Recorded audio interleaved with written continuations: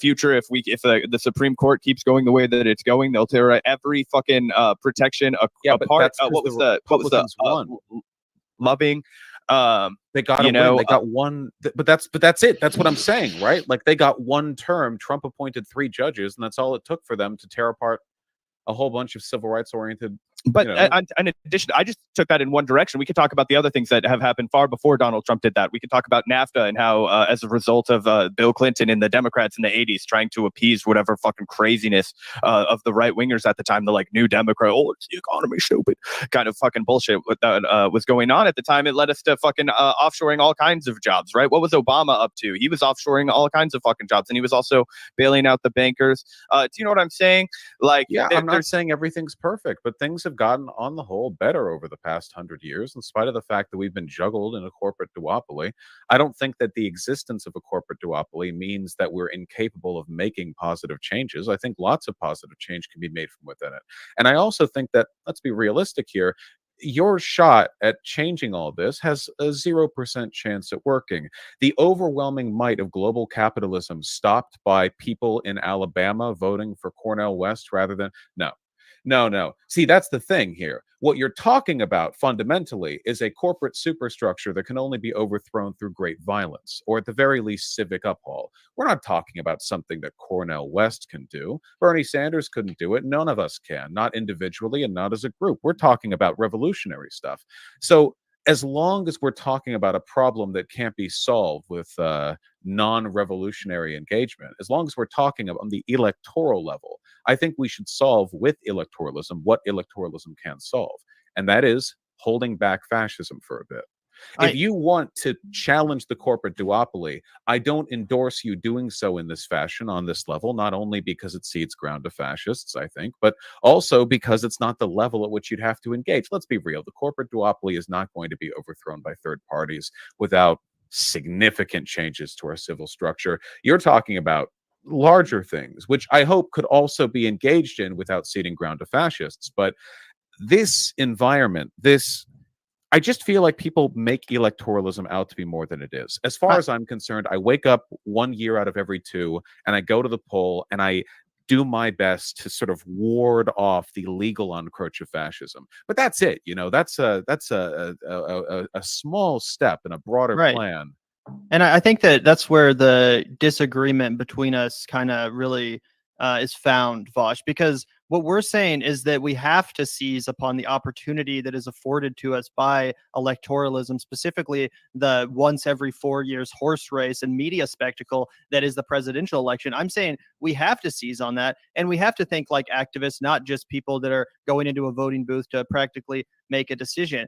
The media, like I said, affords us once every 4 years this gigantic horse race spectacle that everyone decides to pay attention to. And as I mentioned at the beginning of this debate, Bernie Sanders proved to us that even via a long shot campaign that at first wasn't at all taken seriously, you can use that circus to seriously elevate real positions and progressive priorities that previously were unthinkable and not even part of the political discourse in this country. You can elevate these positions and actually start a literal mass political movement. In the case of Bernie Sanders, the likes of which has not existed in my entire lifetime. And that was accomplished via electoralism. Now, as I said, I am right. And as I said at the beginning of this debate, that's why Zach and I are supportive of Marianne Williamson. I think that she is continuing the project that Bernie Sanders started, and in some ways trying to go even further by talking about issues like reparations that Bernie Sanders didn't even touch. And I really appreciate the work that she's doing. But the fact of the matter is that the Democratic Party is refusing to acknowledge it. They're refusing to sanction a debate. They're refusing to let the American people hear her ideas. They're refusing to let her ideas be contrasted with the current administration's whatsoever. So while under a theoretical, situation, I would agree with you. Yes, the Democratic Party is the ideal vessel for this sort of cultural revolution or whatever you want to call it to take place. Unfortunately, the DNC is not letting that happen right now, which is why I think we have we have to go. I disagree. I think we have to go outside of the rules. It's not disagreeing. It's math. The third party ain't going to win. It's one or the other in the duopoly. But gosh, I just said it's not about winning. I don't think that Cornel West is going to vote. I don't think that any third party about winning. That's the only thing that matters. Do you think that? Okay, before you cut me off and go on a spiel or something, just I want to ask you a question. Do you think that protesting is something that is worth engaging in, even if it doesn't result in what you want to accomplish getting accomplished? Yeah, but if it ends up ceding ground to the right, then no. Okay, well, I think that the nature of the duopoly ends up ceding ground to the right 50% of the time, predictably, like a fucking clockwork. No. And You that it's can't. worth No, you protesting. can't say that you're going to withhold voting for Joe Biden. Protest the duopoly because the existence of the duopoly cedes power to the right. That's not. You can't say that you're giving power to the right because you're protesting a system that is giving power to the right. You're the one doing that. I think the big issue with the duopoly, personally, is that it instills complacency, which keeps those loser 40% Americans who don't get out and vote from coming out and voting Democrat like they. Loser Americans. Welcome to. He was about to say and come out and vote Democrat like everybody should be. So yeah. Welcome to a special edition of RBN Live. It's always special. That's why I say that. RBN Live, aka the Nick and CJ show. We'll see if anybody else shows up. But I'm your first host. I'm CJ. What's up, Nick? Hey, what's poppin', my friends, my family? Welcome back to RBN Live. We had a lot to discuss today. That's why I'm glad we got that cringe out of the way. And the Vanguard, after the Vanguard, after debating Vaush, and they debate Vaush and Kyle Kalinske, they debate people only to their right. And then they were like, oh my God, look, we're doing such a good job to being debate me, bro. Look, we out there putting ourselves out there. And when they tweeted that, literally everyone was tagging me like, why are you debating these clowns? Why aren't you debating Nick? Why aren't you debating Pasta from the Combo Couch, who I'm debating tomorrow? Like Pasta called him out as well. Nico House called him out. Like literally everyone was like, are you guys want to defend your positions on literally anything? They're like, no, we only willing to talk to right wingers and Democrats like Vaush and Kyle Kalinske, right? And they said it, and they pretend they were anti-establishment. For one, why is Zach debating Vaush on lesser to evilism when he voted for Biden? Like, that's why this doesn't work. Like, this is so you silly. vote for Biden. Why are you the representative here? And then they say, oh well, we support Marianne Williamson because she bringing what Bernie brought. They still saying that, CJ, with no shame. Marianne Williamson, whose staff.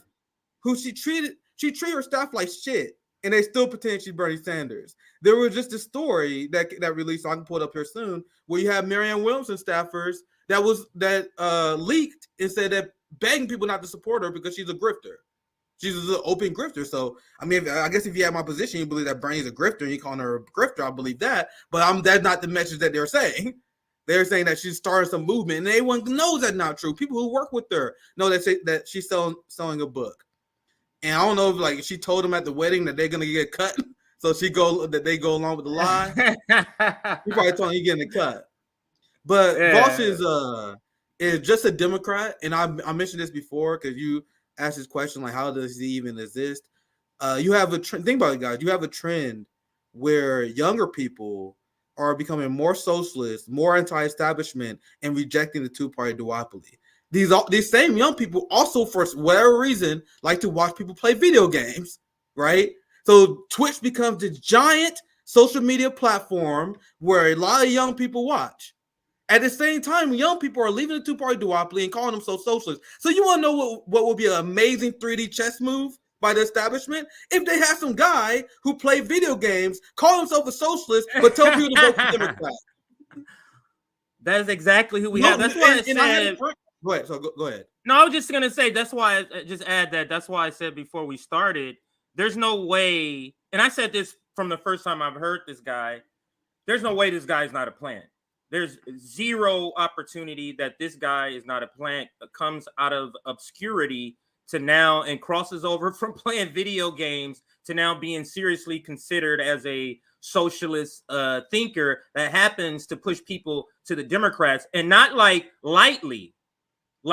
Vigorously, and we're gonna play two short clips because I couldn't stand this whole interview. That's why I played this as an intro before we started, because I knew you and I cannot get through a Vanguard interview with Vaush. It's not something we can do. We can only take it in very short segments. But in one of the clips, Nick, he says voting for third parties is not the time right now because of fascism. Is fascism gonna get better? Like, isn't that going to be the case moving forward? Every election, we're going to be fighting fascism, because it's not like the Republicans are going to regress with their fascism. The neoliberals are not going to regress. So guess what he says in one of the clips, Nick? He says, voting for third parties is not now. It may be in 2028. It may not be for the rest of your life, he said. For the rest of your life, if fascism is on the other side, Nick, you can't vote for third parties for the rest of your life. And that's what he said. But go ahead. We can't support third parties. We can't support Dr. Cornel West because we got to prevent the right taking over, which shows how intellectually lazy they are and how shit-libby they are, because Joe Biden doubled down on every single hard right policy that came from Donald Trump. You guys realize the thing that made Trump uniquely fascist, according to people, compared to other Republicans. TJ, you guys know what it was? What made Donald Trump different from any other Republican? It was when he had his immigration policy. The immigration policy is what they said made him an ethno-fascist. Him having kids on borders, him increasing ICE budgets, him literally emboldening this organization that committed sexual assault, that killed migrants. Biden came in and doubled down on every single one of Trump's policies. So this is why Vaush is not a serious person. I don't even like talking about him generally, because he's just an obvious Democrat plant. No one can say that there's going to be a rightward shift for this country if Democrats win, when Democrats get all the stuff done that the Republican Party cannot get done. Bill Clinton got everything done that the Republican Party could not do in the 90s. The same way that Joe Biden is getting everything done that Donald Trump couldn't do in his last term. Joe Biden deported more people than Donald Trump. But Vaush only care about victims of Republicans. They're only immigration activists when Republicans in charge. So what is the issue that is making them call them fascists? I'm sure that you guys see when we get into this clip. To Vaush, the difference between a Republican and Democrat, and the reason why the Democrats are good and Republicans are fascists is because of LGBTQ issues. So because of LGBTQ issues, we can't ever have a third party. We can ever advocate for our material need because we got to support this community that the Democrats don't even do anything for. So I asked him this question when we had a conversation years ago. Should Black people vote for their oppressors? He said yes. Vaush said that I listed off the crime bill. I listed all the bad things that Biden did. They thought I was crazy. They still think I'm crazy for saying that stuff. And I'm like, so do you think we should vote for these oppressors? And he said yes. Would they say that to the LGBTQ community? Would they say, in order to protect Black people, because there are anti-Black candidates in this race, you got to vote for the homophobe? Yeah, this guy's against gay marriage. Yeah, he tweet homophobic shit all the time. But you gotta protect Black people. We gotta make sure Black people are protected. So you gotta give up your material conditions, your wants and reality, in order to protect this one community. You guys see how unreasonable that sounds when I say it? But you guys realize that is what they tell us all the time. And I strongly, we got our brother. We got to push back on that. Our previous sister Finney, like we got many people who from the queer and LGBTQ community that will passionately make the argument that Democrats do nothing to protect them. That's another reason why I don't support Democrats. But what Vaush and they make the argument is that every community must sacrifice themselves to protect the community that Democrats don't do anything for anyway. You guys see how stupid that is? That's the only argument they have. Because what other reason will Vaush have to pretend that Joe Biden is somehow significantly to the right of Donald Trump? Because he's funding cops less than Donald Trump? No, he's funding cops more. Because he's funding the Israeli state less? No, he's funding the Israeli state more. Is it because he's less war hawkish than Donald Trump? No, he's starting World War III. No, more. Like, is it because he bet on healthcare? No, he cut Medicaid for millions of people. There's every single metric. Donald Trump has been a poor man Joe Biden. And that is what the late, great Glenn Ford said, that the Democratic Party are the most effective evil. It's not that the Republican Party don't want to do evil. It's not that they're less evil. Yeah, they want to. It's that Barack Obama is a much better fucking politician than the Republican clowns. Barack Obama is such a great politician that he bombs hospitals, but he got a Netflix deal. Black people still like Obama. Barack Obama destroyed Black wealth, but Black people still like him. Like, Donald Trump is hated by the Black community. Yeah. Right? They wish they could do that. They're not even on the same tier. But anyway, CJ, let's continue. Let's Let's get. Yeah, let's play this first clip. There's 2 clips. This one is a minute and a half. The other one is like 40 seconds. So let's listen to this one. It's an excerpt from the same interview that we introed before the show started. This is the issue with like a lot of these, I'm here to criticize the left, but actually I'm a fucking Nazi, like Greenwald or Russell Brand types. They can't keep it in their pants, Like on one year, it's, I have criticisms of the Democrat Party and I'm seriously concerned with, and then 2 years after that, it's them all like Sieg Heiling, they can't draw out the movement that far. Tim Pool did the same thing. Trust me, I've argued with a lot of Nazis. You have to be careful with how you engage with this, because if you go up to them and you're like, I'm here to engage in good faith. Now, let me know. I have concerns with the corporate duopoly and this and that, and explaining the problems with capitalism. This doesn't work. See, the problem is when you're talking to a fascist or a Nazi, the only acceptable ideological position is one. So I want to interject here. And this is why I'm telling you, this guy is not a regular guy. He uses psychological tactics in his debates. So it's not going to be anybody that's going to convince me that this guy is not a plant.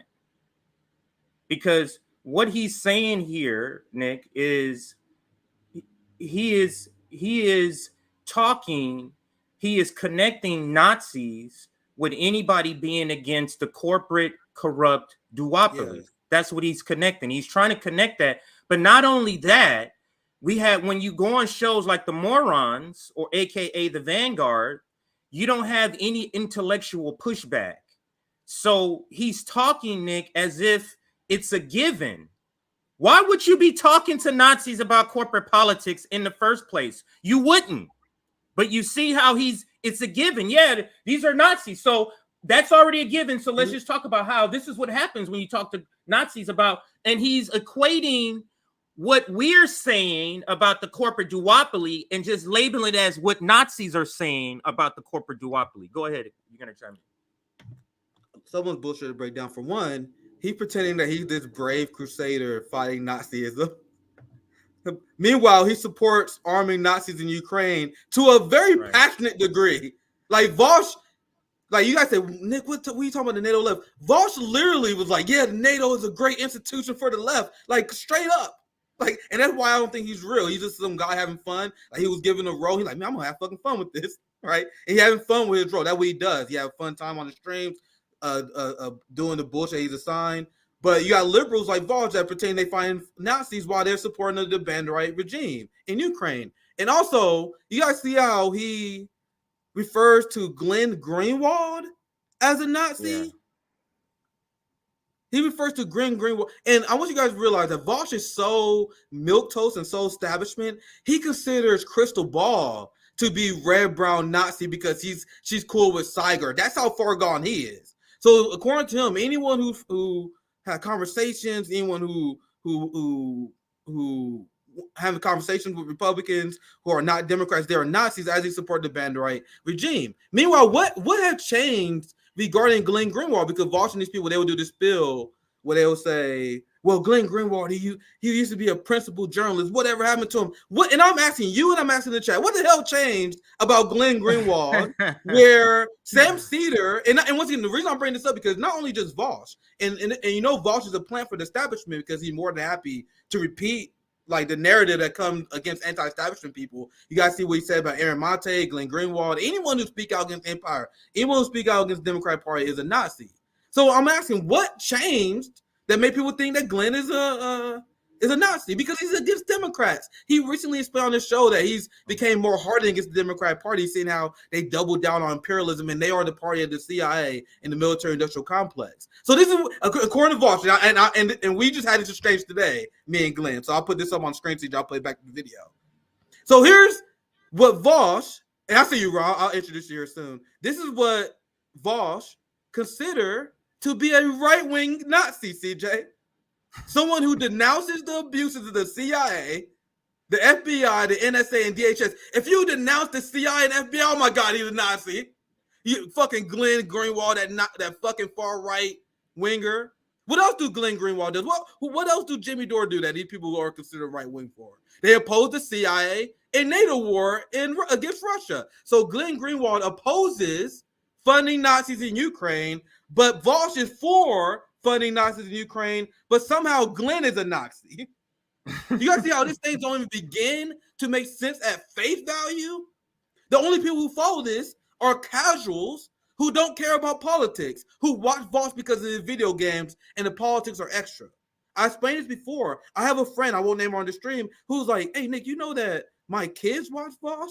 Like, I never even thought about him like that until you had your beef with him, but he's a video game streamer. Like, my kids watches him, and in my community, I'm around a lot of activists. I was in the Bernie campaign.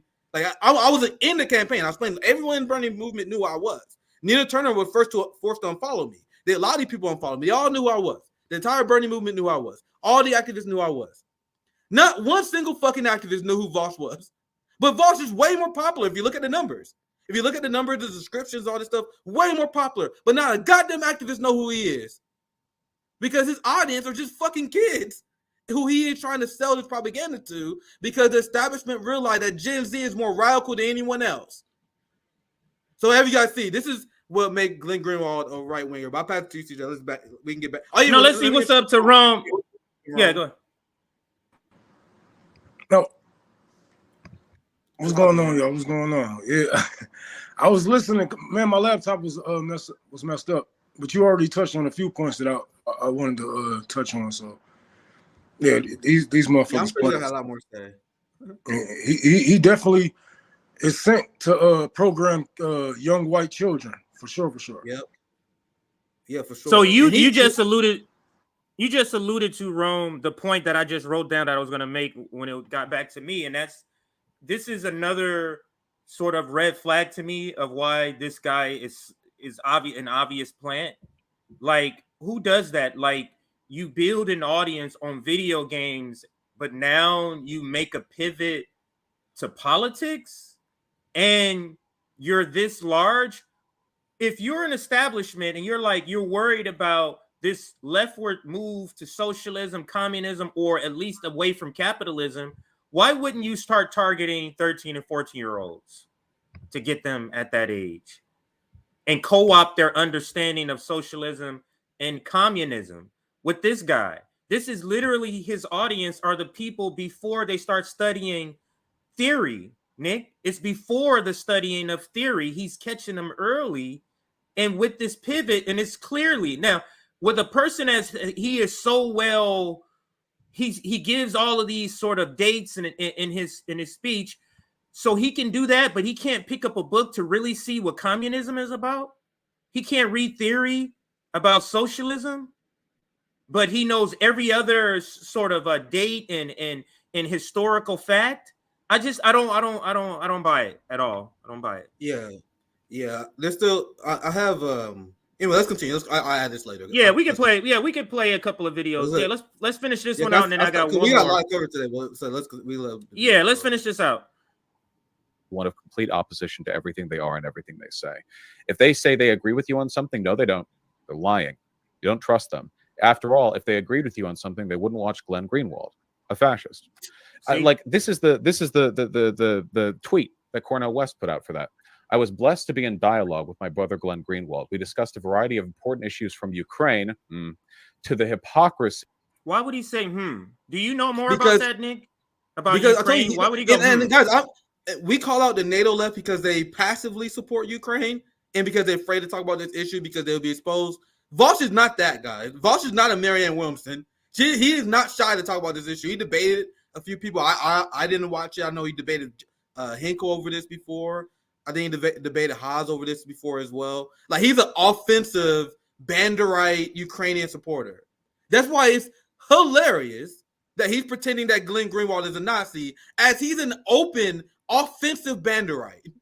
If you guys don't know, Banderites is the ideology of Ukrainian that is led by Stefan Bandera and the Azov, neo-Nazi Azov battalion. And Vaush reads enough. That's his thing. He's a big reader. He reads enough where he knows who he's supporting in Ukraine. He's actively making the decision to support Banderite Nazis in Ukraine, but you want to call Jimmy Dore and Glenn Greenwald right-wingers. You see why RBN never listened to this shit? But Ron, go ahead. You want to chime in? This is what Nazis are known for, point the finger and accuse others of what you are doing. Obviously, anybody taking up for NATO or America itself, with a platform, you know what you're doing with your platform, and we see that, like, even when some people come over to RBN from Vaush, like, I remember he had made a video about us, and one of his followers was like, I used to listen to Vaush, but now I'm listening to you guys. I'm like, I have to learn almost everything over. Because, motherfucker, you just being programmed.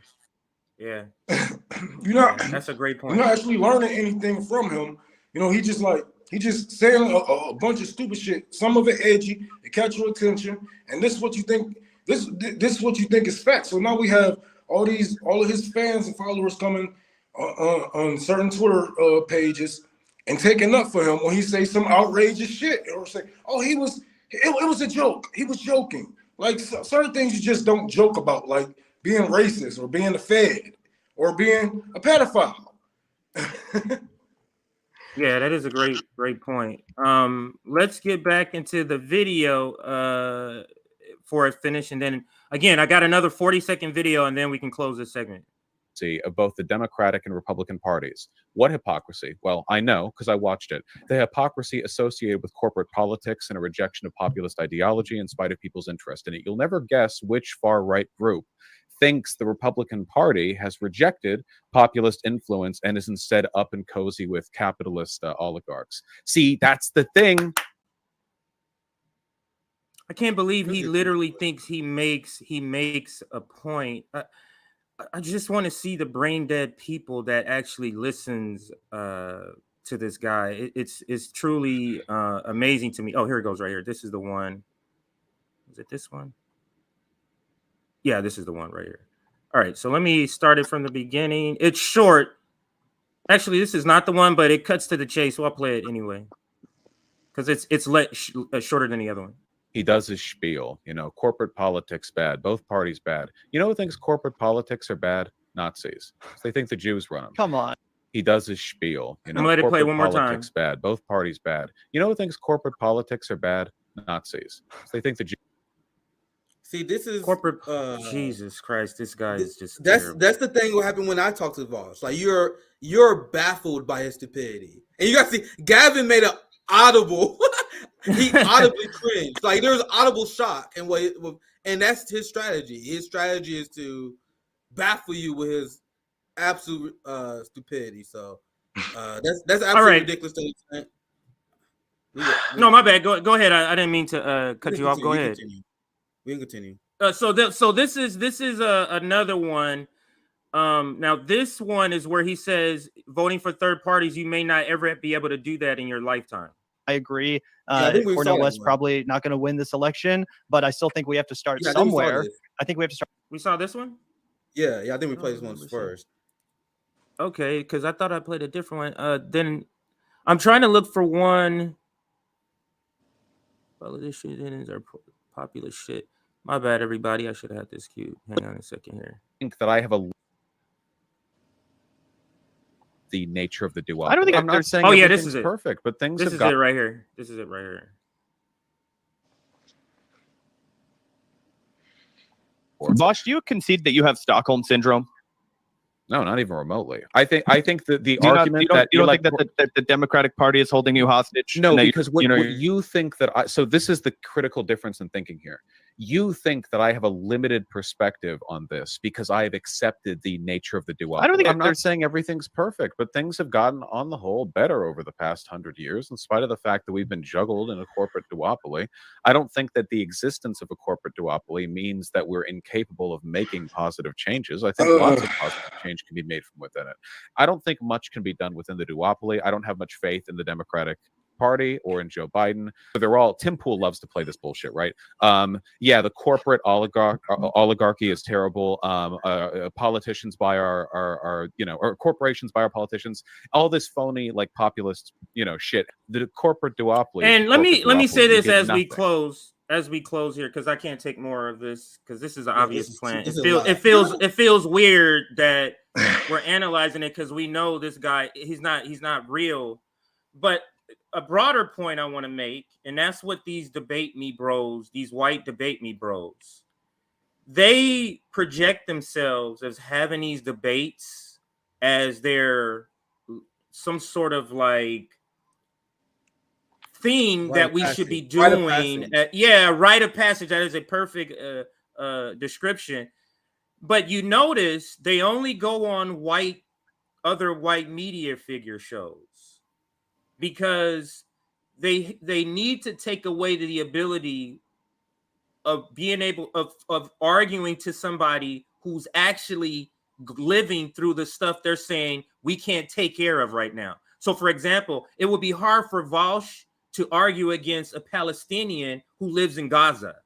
You get what I'm saying? Like, they need to be able to argue with other white professional class types, other squad adjacent, TYT adjacent people, the Sam Cedars, the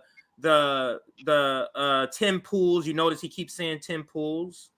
It's because it's to shut other voices out. It's just to keep these white voices, and it's the same things that they're saying. So they're participating in locking out other conversations themselves, in particular, Vaush. But go ahead. I just want to point out how you got to take it back. Oh, well, it has gotten better in 100 years. Look, even if you want to go back that far, it hasn't gotten better. Slavery is still here. We all have the information on that. You know, things are getting higher. Shit, 50 years ago, it's worse than 50 years ago to this day. People can't afford a house. 60% of people are living paycheck to paycheck. What the fuck are you talking about? Where did you get this information from that things have gotten better because of the duopoly? The duopoly is the reason why we are, you know, hitting recessions and Great Depressions and, you know, but this is this job to keep you guys in this, you know. Oh, well, you might not see it. It's not the time. It's not the time. Well, make time. Make it the time, you know, because if it ain't the time to vote for third party, when is it going to be? Oh, no, They're not. So They're not because my kid's going to go through this shit. My kid's got to go through this shit. No, his job is to keep you in place. Is to keep you dumb. And as you can tell from, I'm not trying to take shots because I know people need education as best they can. But his viewers are some of the dumbest people I see come on the internet, come in spaces with these arguments. This man is a paid troll. He's a paid troll. And I would say, you know, we all should know the metaphors and toes. And as we're going down this road, socialism, trying to learn more and, you know, collaborate, you're going to run into people like Vaush. You know, it's going to be a big troll there paid to fuck with you. No, one of the reasons why we shouldn't take Vaush seriously at all. You guys know that his parents are extremely rich and he's from the Hamptons. Like so when he said things got better from him and his family and the generational wealth. How do people gain generational wealth in our capitalist system? Is by exploiting labor. So he came from a family that exploit labor, so that's why he's not in a rush. Vaush is in a position where he can stream play video games. He got started out because he has two extremely white rich family members, two rich parents. So he don't have a problem in his life. That's why he told people to vote Democrat, because he's not a victim of Democratic Party politics. And that is why I was trying to explain to him. But him and his audience are privileged, so they couldn't even understand that basic point. Of course, you have no problem with Jim Crow Joe Biden because you're not a victim of his bankruptcy bill because you come from wealth. I'm a victim of Joe Biden's bankruptcy bill. We all been victims of Joe Biden's crime bill. I say all of us, even if you haven't been in prison, because that takes away from your family generational wealth. You guys understand? Like, what happens when a black man is unjustly imprisoned because of the crime bill? You think he's the only victim? What about the single mother? What about the mother? What about the kids who lost a source of income because their father was unjustly imprisoned? These are things that Vaush never had to worry about. So that's why it's easy for him to say lesser two evils. And the last point I want to make, and probably the absolute most important, because if you think you're watching this the whole time, you think like, man, RBN, this guy's not a plant. What do you mean? You guys notice how people who work for the establishment are never cancelable? They can do whatever they want, and they will never get canceled. The Vaush left tried to cancel Jimmy Dore because Anna made up an allegation where Jimmy Dore made a joke about her body. Remember, nice new skirt, Anna? They tried to rip Jimmy's head off for that. You guys know Vaush. I'm gonna show you guys this screenshot, and then as I show you this, I want you guys to imagine the reaction if this was me. Imagine if I write this tweet, if Rome, CJ, or anyone in the RBN network did what Vaush done. Vaush, here he is. I sexually harassed a girl 2 years ago. There's a video about it on my channel. How privileged can you be? What? This guy After you arrest somebody and talk on it. This guy, and I'll pass to you, Ron, because this guy has been caught dropping N-bombs with the hard ER. He's been caught saying hardcore racist shit. And he sexually assaulted women using his platform to manipulate them and to send them like nude pictures and shit. He's the creep of the highest order. But guess what? He's not canceled. Brianna Joy Gray blocked our friend Misty because Misty criticized her for having Vaush on her show. But Vaush called Brianna Joy Gray subhuman garbage. But Bree's like, yeah, let's have a conversation with Vaush. I didn't. Bree blocking activists. Bree blocking activists for small shit. Brianna Joy Gray blocks activists for small shit. But she have a conversation with Vaush, who literally committed sexual harassment, had to make an apology video about it, who literally called her subhuman garbage, who said the N-word multiple times. So what's the point I'm making here? You guys notice, if you do the bidding of the establishment, they will make sure you are never canceled. He was on the Hill. He was legitimized by how many people? Crystal and TYT. Had him on. He called Crystal a fucking fascist, and Crystal invited him on. And then people say, "Oh my God, RBN." Of course, people don't want to talk to you because you guys are mean. They don't want to talk to you, RBN, because you're mean. Meanwhile, they talk to Vaush, even though he calls them fascists and subhuman garbage. We had criticized Brianna Joy Gray how many times on the show? Countless times. But we never called her subhuman garbage. Never called her that. Never called Crystal a fascist. But Vaush is cool because he's white and he's in their class. We are black and outside their class, so we better show them respect at all times. You guys see the problem? I saw this tweet before. I thought this was fake.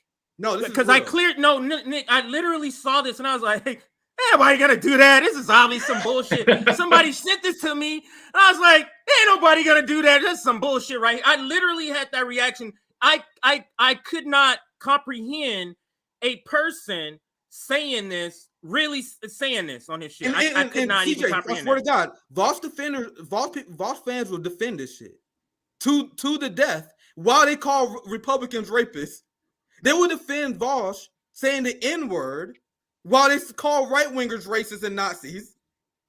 The point is to be hypocritical. Aggressively, relentlessly hypocritical. So I'm asking you guys this right now. Can you imagine the fate of RBN if any one of these three black men you see on the screen was caught in 3D? I've seen the screenshots. I've seen everything about this. We got caught in 3D sexually assaulting people. You know how fast our shit would be ended? Man. Nigga, this channel would be done if any one of us was caught doing what Vaush is doing. And this is why you know he's a plant. Because he does whatever the fuck he wants. But he gets away with it because he repeats establishment talking points. So Brianna Joy Gray will be happy to have him on, right? This guy says we're just reaching the tip of the iceberg, or this. Guys, it will take. You guys way more time. Just found the tip of Vaush's iceberg. CJ. It gets much worse. No, see, if we dig through all the anti-Vaush receipts that I received by people, because people are like, yeah, you should talk about this. I'm like, no, not worth my time. It will take an hour for us to uncover all his sexual assault allegations. He advocated for bestiality. Like, there's all these weird fucking shit that Vaush did and got away with. Shit. Yeah, like just casual shit. But if you're white and you advocate for the Democratic Party, you can say whatever you want. You can say whatever you want. And he calls Glenn Greenwald is the problematic one. Even though Vaush is literally a rapist, a racist, but Glenn Greenwald is a Nazi though. Glenn Greenwald is a problem because he's white and he's in their class, but he's not, saying those lines that they have fed him. He's over here messing with the black guys now. They see him over there like, hey, what's going on? How come he over there at that barbecue? Hey, Glenn. Not right now. Hey, what happened to Glenn? It's a real fear of Glenn and people like Glenn and Russell Brand. The reason there's a real big target on Glenn, Russell Brand in particular, and Jimmy Dore. I put them in the same category because they're pulling right-wing and left-wing audiences, and that is the fear of the establishment, and that's why Vaush is out here. But I think we can close it there, Nick. I'll pass it to you. You can. I know you got two or three stories to cover here. I have a few things covered. Hopefully we have time. I'll be right back, guys. Yeah, no worries. So we covered this story before, and this has Ukraine in shambles.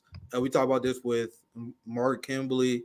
I did a short hotspot video over the fact that the majority of Americans are opposing war, additional funds for Ukraine. Now, this is despite them saying all the massive propaganda that came from our media, and one part of propaganda was pretending that Russia was losing, pretending that Ukraine is winning, was a very important part of their propaganda campaign. Even though it never made any sense, they had any facts, because people would not be able to justify sending hundreds of billions of dollars to Ukraine to fight the nuclear power of Russia when they are destined to lose. So that's why they tell you lies that Ukraine is winning. Because if it ain't like, oh man, Ukraine stand no chance, but let's send $1 billion, you guys go, no, what the fuck? They don't stand no chance. So that's what we've been saying. There's 1,000 reasons to oppose funding. I mean, 1,000 reasons, let alone the principal reason to be against Nazism, right? The will to be anti-imperial, right? But one of the most obvious reasons to be against Ukraine funding is that you guys want to waste all this money on the military-industrial complex for a losing battle. The only thing that you guys do by doing this is extend the battle and lead to more people dying, which is why it makes no sense for anyone who considers themselves to be on the left or anti-imperialist to be for Ukraine funding. And I have used it as a recent litmus test where if you get this issue wrong, like Marianne Williamson and many of the NATO left, I know we're not dealing with a serious actor who understands global consequences of these policies. So the American people lost interest on this. And I want to pull this article up because you have this Ukraine counteroffensive that took them forever to launch. And there's a lot of people who theorize that the West kind of pressured Ukraine to go on a counteroffensive. Here it is. I don't know why I lost the article, but I got it back now. There's theories that the United States and the NATO left pressured Ukraine to do this counteroffensive because you already started to see support drop. And having this long stalemate for a long time without anything to show for is bad. So they was almost pressured to do this. So they did it. And now, despite weeks of lying, like, oh my God. And I don't know if you've seen this, John, CNN, MSNBC, they'll say, yeah, new update. The Ukrainian counteroffensive is doing well. Our source, trust me, bro. Oh, am I going to show you any evidence of that? Nope. No, trust me. I'm a proper news person. I'm here to tell you that the Ukraine offensive is going well. Everyone knew that was bullshit. Anyone who was following this war knew that the Ukrainian counteroffensive was just leading to massive death and casualties. You guys know Ukraine has lost 43,000 men in this counteroffensive. You want to know how much they got, CJ? They got 100 square kilometers. 43,000 men. Wow. One very small piece of the map. 100 kilometers. That's it. So now you know it's bad. Now that we have Western media propaganda outlets that are forced to acknowledge this reality. So this is from CNN. Western allies receive increasingly sobering updates on Ukraine's counteroffensive. This is the most difficult time of the war. You want to know what's extremely satisfying about this? What's extremely satisfying about this is because the Ukraine and the Western imperialist NATO side is currently in absolute shambles over this. They are infighting now.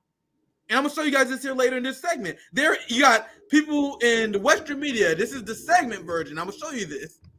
Where they kind of throw Ukraine under the bus for this. And then you have Ukraine that is blaming the West for not doing enough. So the cracks are starting to form and they're starting to form very aggressively. So that's the article version. To save time, let's watch the video version because the video version is so much more satisfying.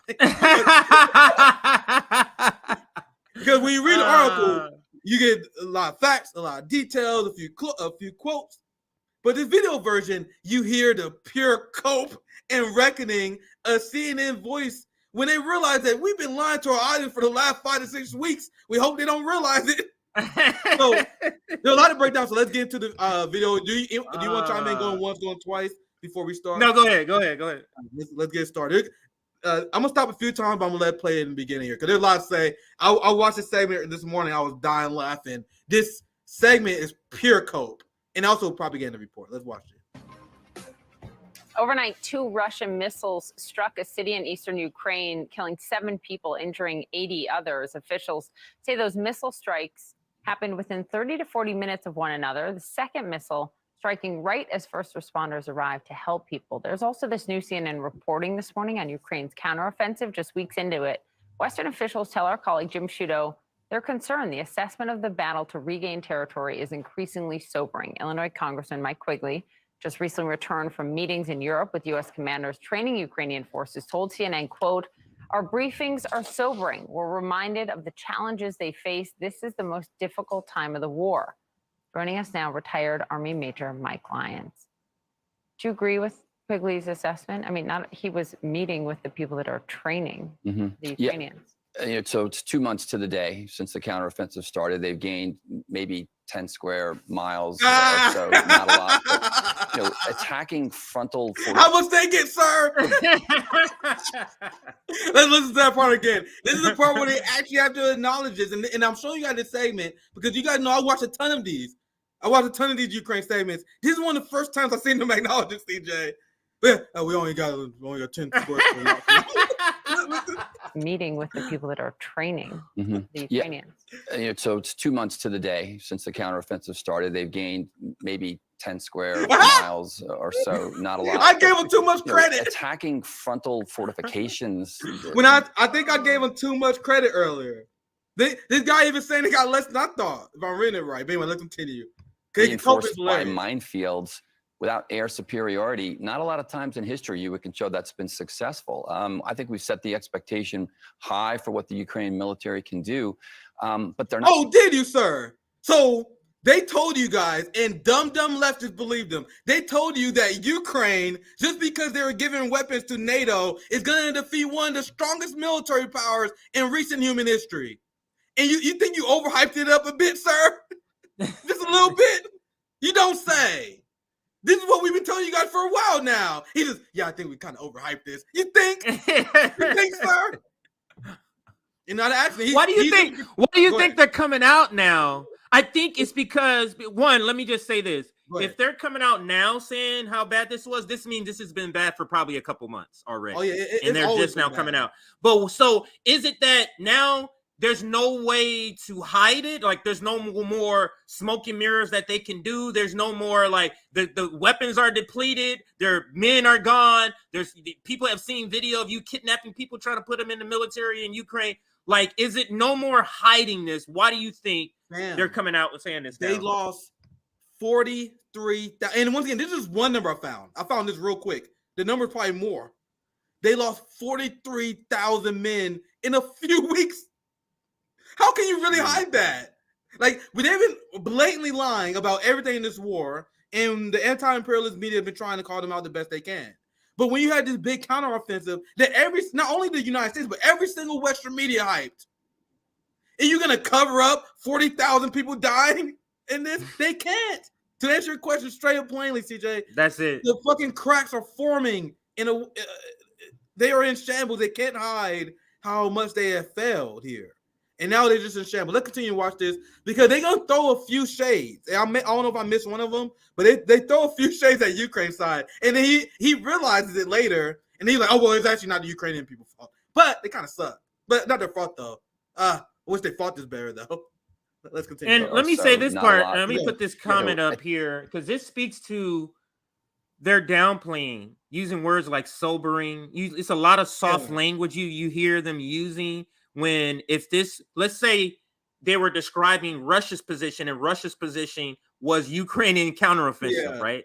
They'd be like, Russia got their ass beat, man. They got their ass. That's how they would be describing it. But you see how they're using very soft language, because if they came out and was very frank, then what would be the next question? Americans would be like, then why the fuck are we sending billions of dollars over there to a losing battle? And that's why they have to have this soft language. So to the point of David, the failing counteroffensive is sobering, but 400,000 dead Ukrainians is not, because that's the total since this whole war is something like, that's what I've heard, a couple of 100,000. And you said 46,000 just in this counteroffensive, just slaughtering lives. And the U.S. don't care. U.S. and NATO just like, at least we're getting rid of we're weakening Russia. Go ahead. I'm sorry, CJ, but you guys know it's almost impossible to get the number on that because the Ukrainian government officials constantly lie about these numbers. And to be clear, guys, Russia is not honest saying either. Like, if I'm gonna be real with you guys, Russia also inflates. They inflate the amount of Ukrainians they kill. Ukraine try to downplay the amount of people that they killed on their side. So we have very educated guesses. Like, no one really knows. Like, we maybe know in a few years because of war fog, right? But to them, it's like, yeah, they lost all these people. It's just a sombering reminder. Can you imagine if there was videos of Russia forcibly constricting men, taking them on the street and force them to enroll in order for them to go on offensive? That is what Ukraine is doing now. What they're doing is a war crime. Murray Kimberly explained this on our show yesterday. They are forcing Ukrainian men to go on the battlefield at the threat of gunpoint. Imagine if Russia was caught doing that. Then, well, let's watch this, because they're gonna, and later in this video, they're gonna address this very important point that you make, CJ. Where they're like, man, they're gonna cover the poll where people are not supporting Ukraine aid, and that's when they really start to panic. So let's continue. Attacking frontal fortifications reinforced by minefields without air superiority. Not a lot of times in history you can show that's been successful. I think so that in that line, I didn't cover that earlier. I didn't emphasize that line. That's essentially him saying, yeah, technically, if you think about it, the counteroffensive was always doomed to fail. Like, if you guys want, that's a translation of what he just said. You think about it, this shit was never gonna work. So why were you guys lying about it? We were saying that on RBN months ago. Anyone who said that this counteroffensive was not gonna work was called a Putin puppet, right?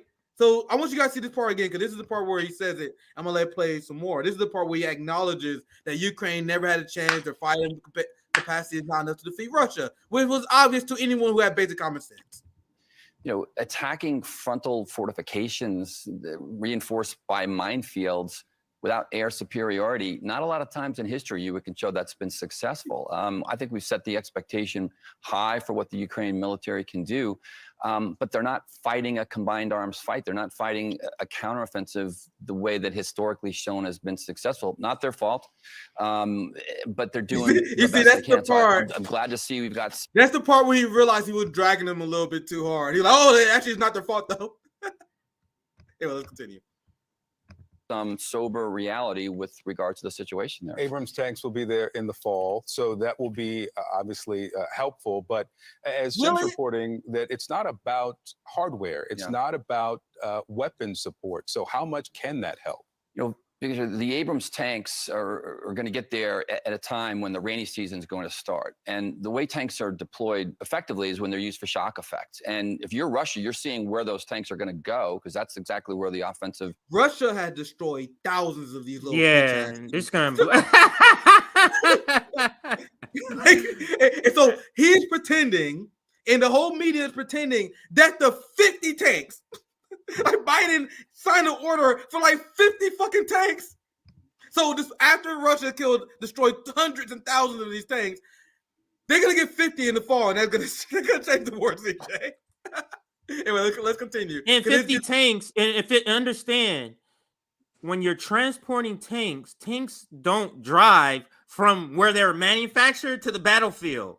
They are transported. And in order to transport them, this big train system, you transporting them, but the enemy with their satellite, they can see the shit and just pick it off and blow it up. So tanks are very, it requires a lot of work of maintenance and transportation, because now you got to along with the tanks, you got to have sort of a defense system that's counter to the people that's going to be blowing your shit up. This is why Russia blew up a bunch of their tanks already, and they're probably going to blow up half the tanks they're going to be sending in the fall too. I wanted to touch on a point that when he said it's not their fault. Well, who the fuck fault is it? Well, I don't know. He do have a point. Maybe it's the U.S.'s fault. Maybe it's NATO's fault for training these people. Well, the people that they originally trained for only 2 months and sent them to go fight some people who was training to fight their entire life, people that can take down a rifle in less than 10 seconds. These are the people that they trained for 2 months to go fight against. So yeah, maybe it isn't their fault that they're ill-equipped, but you know, it's not their fault in the sense that they never had a chance in the first place. Yeah, and they was hyped up for no reason. And to your point, CJ, regarding the insane logistics, does you know how much time and the cost that it takes to train people to learn to operate these tanks? And that was another major obstacle. So remember, what did they say? We're not going to have NATO troops. We're not going to have U.S. troops. There's going to be Ukraine arming these weapon systems. How many Ukrainians have fucking experience with M1 Abrams tanks? And you know how long it takes to train? And I heard someone break this down before. It takes at least, and this is if someone is a fucking natural, like he's a sort of savant, maybe 6 months to learn how to use a tank. And if the motherfucker's Rambo, the motherfucker's Punisher, and you think that motherfucker to drive a tank in 6 months, right? But they want you to believe that they're gonna send 50 tanks and train 50 Ukrainians to be Rambo before the fall. On the front line. So fucking stupid. Let's continue. We still got another 3 minutes. We also go ahead, Ron. This is one of the reasons why the blockade. It isn't because of Russia misinformation and blah blah blah.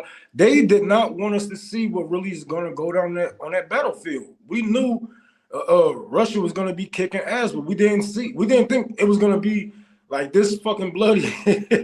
But yeah, they did not want us to see the truth. What was going to go down? They didn't want us talking about it, but you can't hide it anymore. We got all these apps, and we're still connecting with people in Russia and Ukraine and whatnot.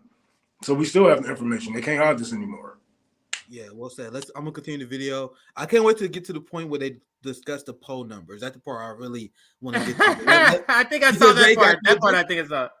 Yeah, so let's check it out. Hilarious shock effect. And if you're Russia, you're seeing where those tanks are going to go, because that's exactly where the offensive priority is going to be at that time. And what you'll do is you'll move troops there to counterbalance them. There's only 31 tanks or so showing up. They're not going to be that much of a difference maker. There's huge logistical tooth to tail ratio that goes with those tanks. Will they make a difference? They're going to allow more Ukrainian crews to survive, but those tanks still don't have any more capability to go through minefields or do other things. So again, without the combined arms, without the air superiority, I think this is still going to remain a stalemate. So essentially he's saying they're fucked. So he said at one end, he was like, well, at least we got tanks coming. And he is so bad at his propaganda, he then contradicts himself almost immediately. At first he says, yeah, we're sending tanks. That should help. They should be here by the fall. But we only sending 30 and they can't traverse through minefields anyway. He says they're not going to make much of a difference anyway. So, yeah. So why even send them? Yeah, why you right in front of our face? Yeah, he was the one who brought the tanks up to talk about, oh, well, this is what we're going to do to help change the game. Then he realized what he's saying was bullshit mid-sentence. But anyway, let's continue. It's a real question about what Ukraine's going to need from the U.S. in terms of additional funding, additional weapons, et cetera. Right. And the U.S. public sentiment on it is changing. There is really striking reality in this new CNN polling. And what it shows is that a majority of Americans disapprove of another support package for Ukraine. 45% approve it. Should Congress authorize more funding to Ukraine? 55% oppose it. Now, in this poll, and I covered this in my hotspot while I talk about the Ukraine funding, it's important to realize in this number, almost 4 out of 10 Democrats are not for funding Ukraine. That's giant, guys. Like, that's huge. Like, the same way I told you guys, like, according to polls, 3 out of 10 ultra-conservative Republicans are for defunded police. That's good. Like, the whole point is not to win over everybody, but we talking about Democrats, CJ. Like, imagine how fucked up your propaganda is. That 4 out of 10 Democrats watch Rachel Maddow. 4 out of 10 Democrats watch a press conference where some Democrats talk about Ukraine, and they don't buy it. Dude, that's a lot, guys. Like, I know that's depressing. Go ahead. These polls are grades. You remember when you was young, guys? We got our report cards, and we got chastised by our parents, and we had some bad grades on there. This is them. So imagine it's you, Nick. You got F's on your report card, and you're the one who has to present the evidence, like what they're doing now. You have to go, look at my F right here, mommy and daddy. That's essentially what they're doing, because as much propaganda as they have been doing, because what did Margaret Kimberly say? In her lifetime, she's never seen this level of war propaganda, and 55% of people are saying, you better not send no money to them motherfuckers. Still. They're getting the F. Go ahead.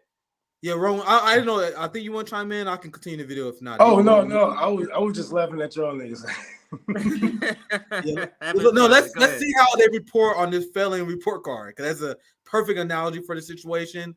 And I can't wait to see. This is the only segment I've seen thus far. I'm sure there are going to be more, but I can't wait personally as a nerd to see these people report on this, because you're going to see they're going to have their tail between their legs. It's almost like, oh man, we kind of really fucked up here. So let's see what they blame on this on these numbers. So I'll go back a little bit and I'll let it play for 5% approve it. Should Congress authorize more funding to Ukraine? 55% oppose it. Yeah, this is what Vladimir Putin wants to happen. If he hangs on to this land that he has right now that you see. So you know how when you're a kid, and you fucked up and you fucked your homework up, the dog ate your homework. So the dog ate our homework when we fucked up in school. So the propagandist excuse for this is Putin ate his homework, essentially. If it wasn't for that goddamn Vladimir Putin, our propaganda would be working right now. Hilarious. Could you rewind it? You already know what I'm thinking. Yeah, rewind it. I got to hear that again. 5% oppose it. Yeah, this is what Vladimir Putin wants to happen if he hangs on to this land that he has right now that he's seized illegally, gets through the fall and then the winter. We're now into next spring here in our political season, presidential elections running. Who knows what the politicians will say, because this is really what where the money's going to come from. The Ukraine government needs a commitment from NATO, from the United States, saying we're all in for however long it takes. The problem is that doesn't jive with our political cycles here, and the United States leads the way with all these economic packages. That doesn't vibe with our political cycle. So what he said the United States position should be that we provide endless weapons to one of the most corrupt countries in order to provoke a nuclear war with the nuclear armed country. But goddamn, too bad people don't support that though. If we were in a democracy, if we were in a democracy, this segment would go like this, and he would go, "Well, 55% of people say we don't want this shit, so he should be saying, well, it's time to draw down the troops. It's time to draw down the money, because we live in a democracy. The people obviously don't want us to be doing this, so we need to wipe our hands of this and bring this money back down to the Americans." That's a great point, boy. That's a great point, CJ. Or they would at least show respect. They would at least say 55% of Americans don't support this. So how can we make our message resonate with them? How can we sell this to them? But what they're saying essentially is that, oh, we don't have the mechanism to enforce this. So what he wants no democracy. He wants the people to have no say whatsoever. So that's actually a great point. Here he is complaining that they had to follow the will of the people. Like, this is such a giant omission. I won't play this part again because it says a lot about the mindset of the Ukrainian supporters. For one, he said something that's completely unhinged. I want you guys to hear that part again. So after saying something that's completely unhinged, you're like, man, why don't Americans buy this unhinged pro-war garbage? So I want you guys to hear that again. Presidential elections running. Who knows what the politicians will say, because this is really what where the money's going to come from. The Ukraine government needs a commitment from NATO, from the United States, saying we're all in for however long it takes. The problem is that doesn't jive with our political cycles here, and the United States leads the way with all these economic packages as well as the military packages. So that's what Putin is hoping that will happen, that we'll lose interest. So you're saying if the U.S. fails to authorize further funding, you think its Western allies will follow? I'm not sure the Western allies have the capability and capacity to make the difference that Ukraine is going to need in order to sustain itself. They need Patriot missiles. They need things that only come from the United States and U.S. defense. Now, with that point he just made, do you guys realize how stupid the fucking position of Marianne Williamson is? So, CJ, what did he just say? He said the reporter asked him, why can't our other allies contribute? And we reported on the fact that Germany ran out fucking weapons sending to Ukraine. The United States is individually funding this war. That's why when Marianne Williamson says stupid shit like, well, what can we do to stop the war? That is possibly one of the dumbest questions you can ask. Because as he is saying, we are the ones driving this shit. Without the U.S. aid, the Ukraine will be forced to negotiate. So when people say, well, Bernie says this too. Well, what can we do? What can we can't tell Ukraine to stop fighting. Yes, we can. We can stop fucking arming them. We played the largest role in this motherfucker. Anyway, let's continue this. We got the most to lose. We got the most to lose. And like the polls say, 55%, which I'm pretty sure is under poll. And, I'm pretty sure they tweak with the numbers. 55% of people don't agree with sending money and aid to Ukraine. 60% of our people is living paycheck to paycheck. So maybe it got something to do with that. Maybe Americans are just too poor to care, right? Because as I'm seeing Ukraine get more money and more aid than my black community, just my small black community, get way more aid than we ever seen. That does something to me. And a regular voter. So you might have a Democrat who be like, oh yeah, well, it's just it's another war. Go ahead, send them the money. Blah blah blah. You're like, hold on, how much we sending? Again, we sending 10 billion? What the fuck? 100 million? Again? While you're facing evictions, right? While your lights is possibly getting turned off. You're feeling the real fuck. You got the shit end of the stick while Ukraine over there soaking it up all your fucking money. And it's unaccounted for thanks to Bernie Sanders. So we don't even know who the fuck got what. Yeah. Thank you, Bernie Sanders. Yeah. Thanks a lot. They don't want any oversight over none of this stuff. But we only have 90 seconds left of this clip. So I'm going to let it play all the way through since we're almost done with it. So I'm going to let it play all the way through and let's save our comments for the last part to the end. Because I have just two more quick things. And CJ, I don't know if you have enough stories, but I can pass it to you in between. We got the Morning Joe, Christie, and then we got it's actually part of my presentation. We probably have some overlapping stuff here, so no worries. Let me know if you have something you want to cover quickly. So I'm gonna let it play all the way through, and then we come at the end. Defense contractors, and you can't crank that machine up quick enough to get some of that material there at the time. Look at the tanks. I mean, we only took us 8 months to get 31 tanks to Ukraine. They need 400 if they want to have any kind of offense. So we learned overnight a detail about new textbooks in Russia that will address the invasion of Ukraine as the addition of. I think I covered it. This part not that important. I covered what I mostly want to cover. Just for the sake of time, this part really nothing to add here. But this guy says a lot of stuff that's absolutely unhinged, but he accidentally telling the truth in some ways. Because remember, he said we doing a horrible job delivering tanks. We delivered 30 in 8 months, and I laughed. Because if you watch every other fucking news channel, they would say, the tanks is coming. Nigga, Ukraine might be saying. That's why I am dying, because this guy is saying the sober truth. But he also saying it in one of the most unhinged ways possible. Because he said, we doing a horrible job sending them tanks. We sent them 30 in 8 months. We need to send them 400. We need to go full-fledged war. So you guys see how he's telling the truth while being unhinged at the same time? So I can't believe that he's saying this, that we're sending 31 tanks. It's taken us 8 months to send 31 tanks. If we want them to win, they need 400.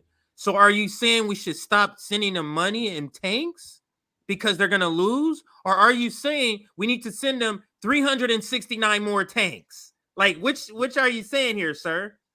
But go ahead. He's making an argument. He said it earlier before that we need to do everything that Ukraine can win to the end. He's making an argument for never-ending expansion military budgets. Never-ending expanding military budgets. You guys, I want you guys to take the inverse. Take what they were saying at face value. And that's when you realize how absolutely unhinged Western United States propagandists are. The argument that he's making that we should have a forever, endless war, no matter what happens in Ukraine with Russia. And then, that's an insane position to have. But I want to move on to Roman. You want to chime in real quick? I just wanted to point out to something you said earlier about them, snatching people off the streets. And this is, you can really see it. Their army is built off of people who's not trained. They're really going out there to die for in the name of the U.S. So having these people's hearts not in it. You can't give me a gun and tell me to go fight these. Like, no, I'm giving up, or I don't know. Like, I'm just some nigga off the streets, And this is why we're seeing 40,000 people get killed so quickly, because they're not trained for stuff like that. It's going to continue to happen. Like they said, they're going to fight to the last Ukrainian, not the last Russian, because they know Ukraine is going to lose, and it's going to become another vessel for the U.S. So I'm going to show you guys this, because there's articles now that have been critical. And that guy he saved himself when he said, well, I can't blame Ukrainians. But he did. He blamed their strategy. He's saying that this shit is going nowhere. We gave him way too much expectations. But the Ukraine side is not happy either.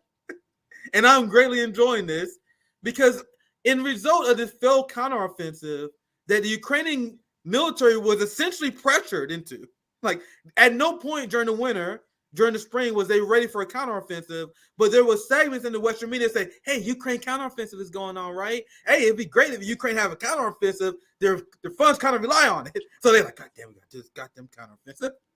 They were essentially forced into it. There were many analysis over that.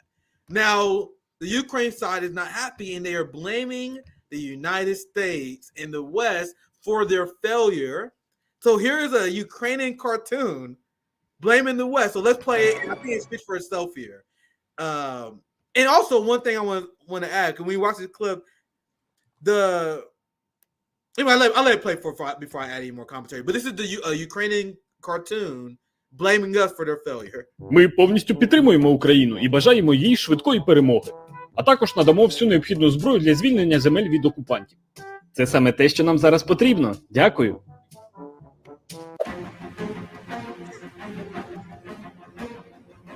Я перепрошую, не могли б ви трохи прискоритись, бо, здається, ворог почав будувати лінії оборони? Ні, ще не час.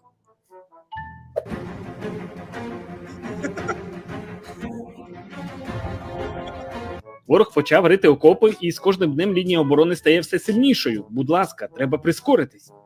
Ні, ще не час. Зачекайте.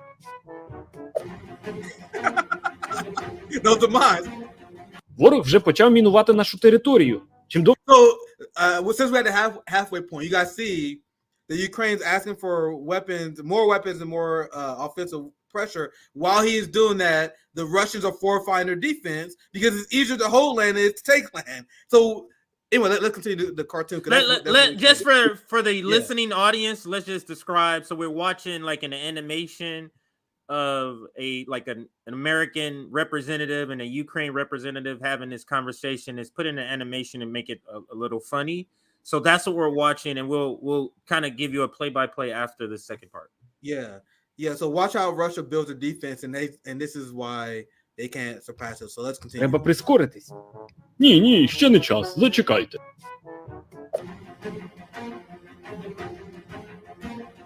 Ворог вже почав мінувати нашу територію. Чим довше ми зволікаємо, тим більше втрат понесемо під час наступу.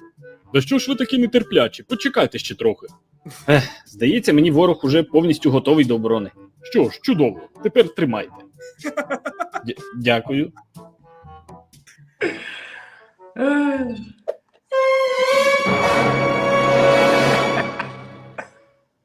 Не могли б ви трохи прискоритись? Ваш наступ занадто повільний.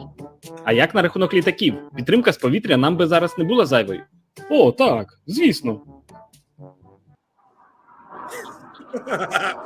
You guys are great. Дякую. So you want to describe it, Nick, for the audience? Go ahead. If you would describe this shit is funny, but it's not supposed to be funny for the Ukrainians. So they made this video to complain, but you guys see this shit is hilarious to us because they were saying what we were telling you guys for weeks. For weeks, the Ukraine is looking at the defensive that the Russians set up and said, "How the fuck are we getting past that? How the fuck are we?" You guys see they got mines and shit, and we told you guys. 40,000 dead Ukrainians in a few weeks. Now you guys see why that is? They got trenches. They got all these defensive formations set up. But the United States like, here's 30 tanks. Good luck. That's why the guy called. Don't forget the shovel. The Ukrainians are screwed. The Ukrainians are screwed. The West has now put all this pressure on Ukraine, and they kind of, in a not so subtle way, saying, "Man, you got to defeat Russia, or you're not going to NATO, bro. You really got to defeat Russia, or you're not going to NATO, fam. You got to defeat Russia. You got to pick up this counteroffensive." That's what the West is saying, but they are doomed to fail, which is why anti-war people are speaking out against the Western regime, because we care about the Ukrainian people. You guys see how the exact opposite that Vaush think it is? Vaush think he cares about the Ukrainian people as he sets them up for this fucking disaster called a counteroffensive, where thousands and thousands of Ukrainians are dying. People are being forced to fight in these wars that they have no chance of winning. But the NATO left think they care about the Ukrainian people, though. Yeah, but if we were to ask Ukrainian directly, hey, like hindsight now, guys, let's talk about this. Would you rather have back tens of thousands of your family members? Is that a good trade-off? And you give up this land in the Donbass, which why 100% of them will be like, we'll take that trade-off. Here, take that land over there if you give me back my family member. Tens of thousands. We're talking tens of thousands just in this counteroffensive. We're talking a couple of 100,000 when we're talking about the total war. That's what you're trying to tell me is the win. Corporate media with Trump, especially when he was saying be against the war, they keep framing wins and losses as taking land, not people's lives. Yeah. And now we're double back on that. But go ahead, to your point, CJ, to your question, I think the answer is obvious. You guys know Zelensky won on a peace platform. Yeah. He ran on peace. Not only did he run on peace, Zelensky had a peace deal worked out. The Ukrainians wanted a peace deal, then Boris Johnson and the West stopped it. So I think that proves your point exactly, CJ. Exactly, that the Ukrainians will love peace. But now at this point, the West, BlackRock owns all their shit now. Yep. You guys know how much BlackRock is about to own Ukraine now? All this aid that was sent to Ukraine, it's technically not even fair to call it aid because it's a loan.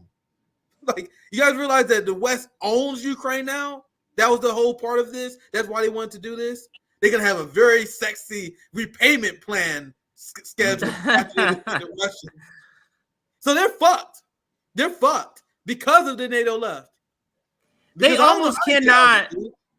They almost have to keep doing this, even with the failings, because if they, let's say, Romanic, let's say if they're going to stop right now, hey, this shit looks terrible. Let's stop.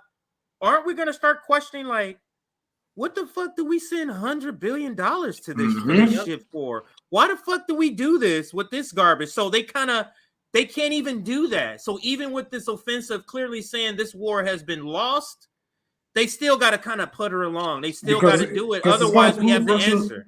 It's going to prove Russia's point about NATO pushing Eastern, even though they had an agreement in 1992 that they wouldn't do that, and we see that they are pushing for war. Now, what's funny to me is I love how, America is being exposed for the U.S. is being exposed for a paper tiger that it is. We can't even, get the shit right to take over Russia.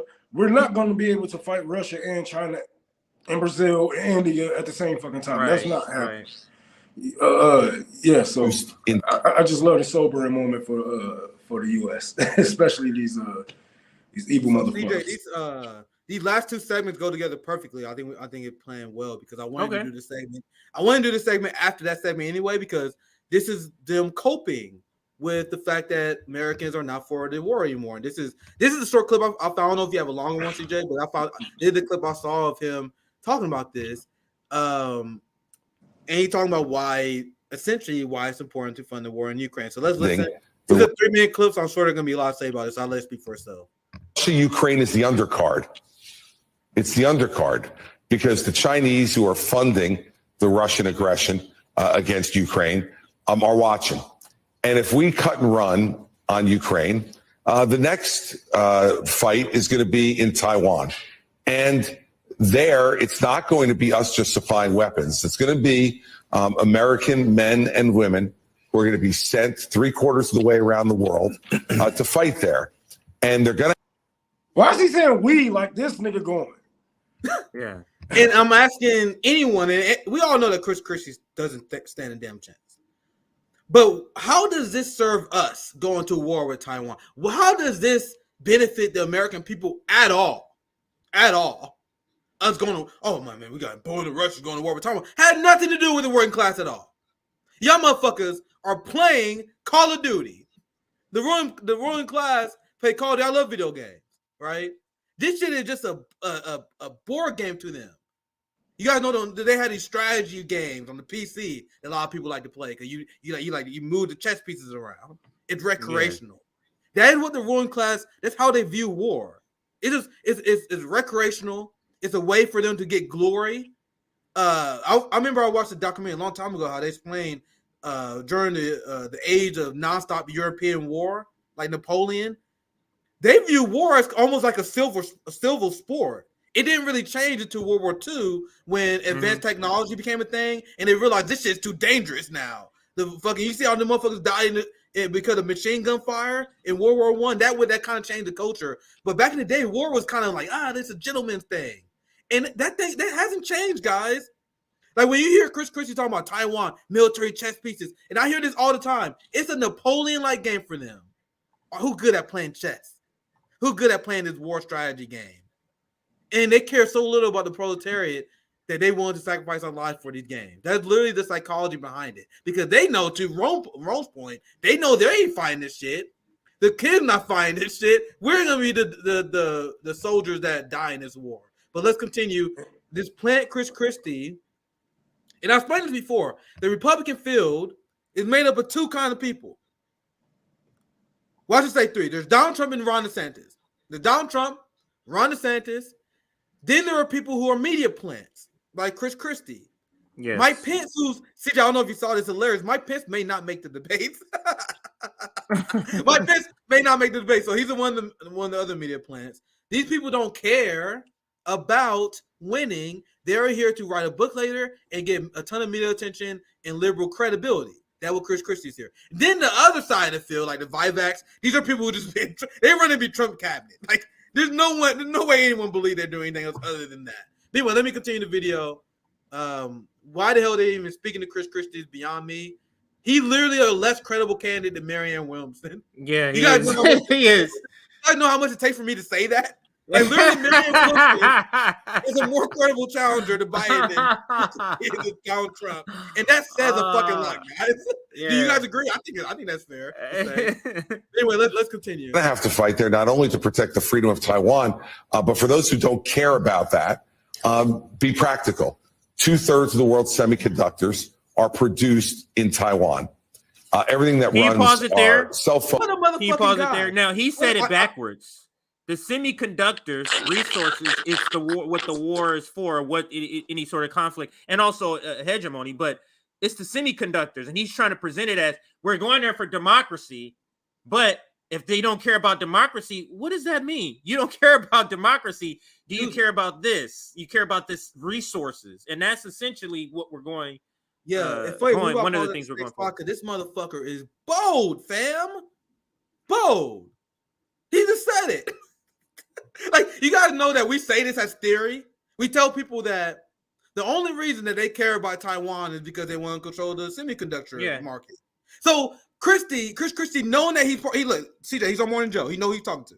We the only crazy working class people that watch this shit, right? He knows he's talking to the top 1% here. So he's like, if you don't actually care about none of this bullshit, let me explain to you the real reason why we're here. And I'm about to pause the call. Like, do you really just admitting it?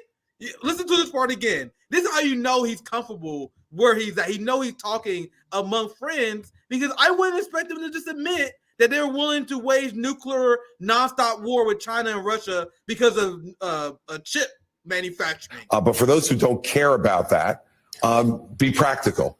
2/3 of the world's semiconductors are produced in Taiwan. Everything that runs. You hear that? CJ, he said, be practical. So at that point, he's dropping the propaganda. He's doing something that's shocking. He's all right, let's drop the propaganda for a second. Let's talk real talk here for a second. Let's talk about why we really should care about this capitalist. No one else is watching this, right? Other than our friends, right? Yeah. All right. Let's talk business, okay? Let's drop the context, nigga. Like if you're not convinced, nigga, we gotta make money.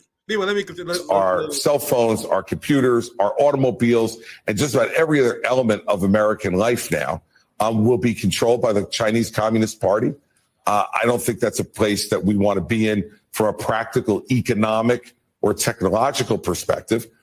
And when you look at what's happening here, then go to the Middle East. The Iranians are obviously coordinating with the Russians and the Chinese to provide more sophisticated weaponry to the Russians. And the folks in the Middle East, whether it's the Saudis, the Emiratis, the Qataris, are all going to look at this and say, it's not worth it to be friends with the United States anymore. We might as well cut the best deal we can with the Chinese, because when... You sweet summer child. It's so cope. So much cope right here. You sweet summer child. Man, they already doing that, fam. They're already doing that, you sweet summer child. Things get tough, Americans run the other way. One of the points of my campaign, guys, is that America has never been great by being small. And right now, in elements of my party and in the elements, some elements of the Democratic Party, we are arguing over what I consider to be small issues. They're not unimportant, but they're small. The big issues that we have to deal with, and one of them is American leadership around the world. Those issues are what makes America bigger, stronger, richer, freer. This guy is so unhinged. If anyone believes this guy is better than Trump in any way, you have Trump derangement syndrome in the worst way. You guys realize what he just said? He said, you guys talk about the small stuff like fucking healthcare and jobs and economics. You guys care about the small stuff that actually matters. We should talk about war. We need to be talking about waging war. Y'all niggas talking about other shit? Let's talk about waging war. That's what he's saying. Yeah. He said, you motherfuckers are talking about other shit. Let's go to war. This is unhinged shit by Christie. You guys are talking about infrastructure. Y'all niggas are talking about minimum wages. Nigga, we need to be talking about going to war with China. That's what he just said there. And every time, going all the way back to 1776, the Civil War, World War II, and the Cold War, ending in the Reagan era, when we had presidents who said, we're going to make some sacrifices and we're going to go big, we always came out on top. Oh, yeah, this motherfucker evil. Presidents who waged war and talking about them in glamorous fashion. He said, we need to bring America back. Look at all the wars. Let's do more war. Like, they brought on an extremist on their TV. This is an extremist of the highest fashion. Had a country after the revolution. We had a united country free of slavery after the Civil War. Right. We protected a free Europe and a free rest of the world that became the leader of the world after the World War II.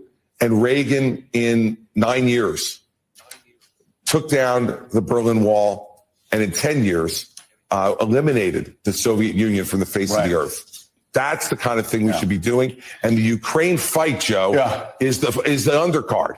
If we do it right, there won't be another fight. Agree. If we do it wrong, I completely agree. Not going to be good. So basically, his campaign is, look, I'm going to be that president to send your kids off to war. I'm going to be that president to do that, and you guys are going to love me for it. Like, what the fuck is this dude? I don't know, man. I think too many people waking up to fall for this bullshit.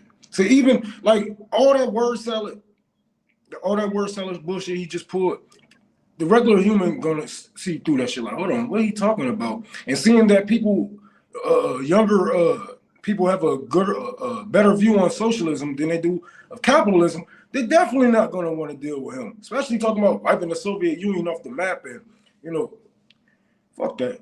These people are fucking evil. Yeah, that's that 3-minute spill by Christie is one of the most unhinged things you're gonna hear in politics. Making an impassionate plea for us to engage in never-ending war against nuclear powers. And we should forego what he said are the small things in order to do that. You guys are worried about the fucking... Yeah, you can't afford to put the food on your table. You're talking about small things. You're talking about... Keep our grip around the world. Small things. Like, I heard that, and that's how I... Do you guys interpret it the same way? That's how I interpreted what he said. And you have to ask your question. You have to ask the question, and we can end here, and then we can go to the next thing.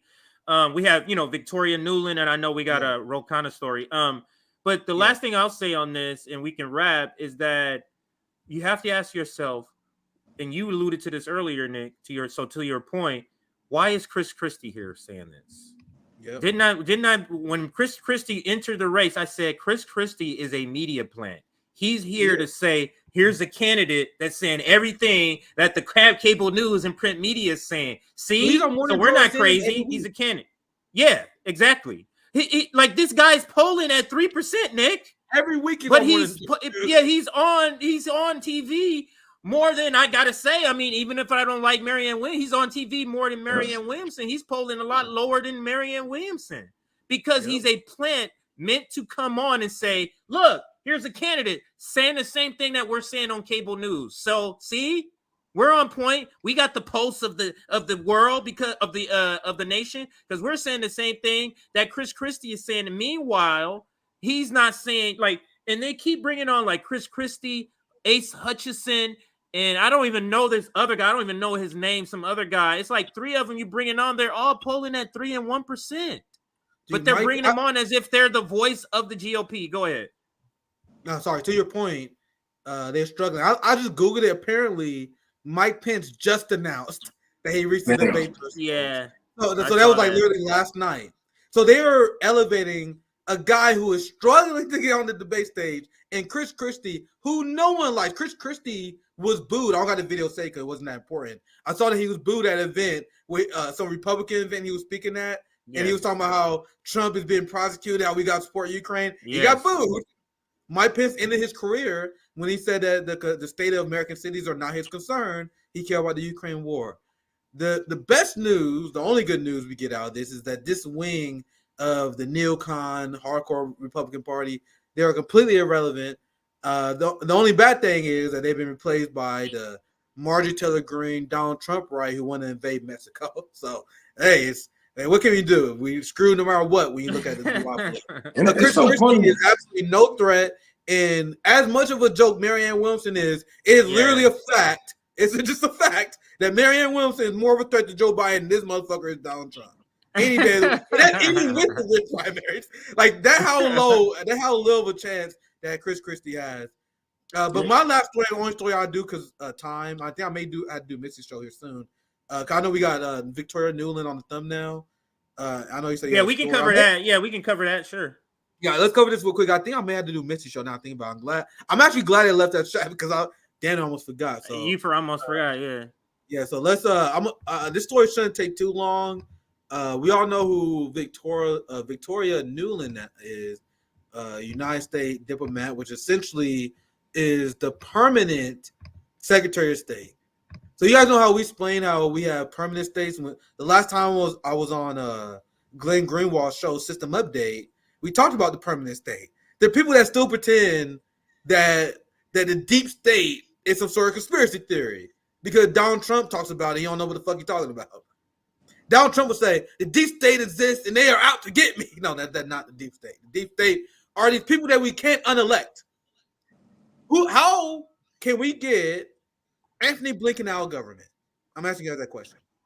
How do we get Neera Tanden out of government? Neera Tanden, technically, the American people voted against Neera Tanden when they rejected Hillary Clinton. But despite Hillary Clinton losing, she is now the domestic, she's like some White House chief of staff, domestic policy advisor. Actually, what is her official fucking title? Let's see, Neera Tanden.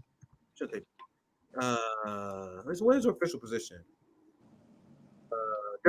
She is the director of domestic policy. What the fuck? Let me show you this. Look, she is the director. Yeah, this sounds like the director of domestic policy in the White House under Joe Biden. Did we vote for her? Did you vote for her? No. This is what the permanent state means. It's not a conspiracy theory. Is she a Democrat or a Republican? She's a Democrat. She was the unhinged anti-Bernie Sanders person. It's crazy that I can't tell the difference between these people. And I don't know how people can see any differences because when it comes to the most major things, they are bipartisan. They will agree with, going to work. Everybody is agreeing. Right now, everybody who's running for president besides Dr. Cornel West is basically banging the war drum.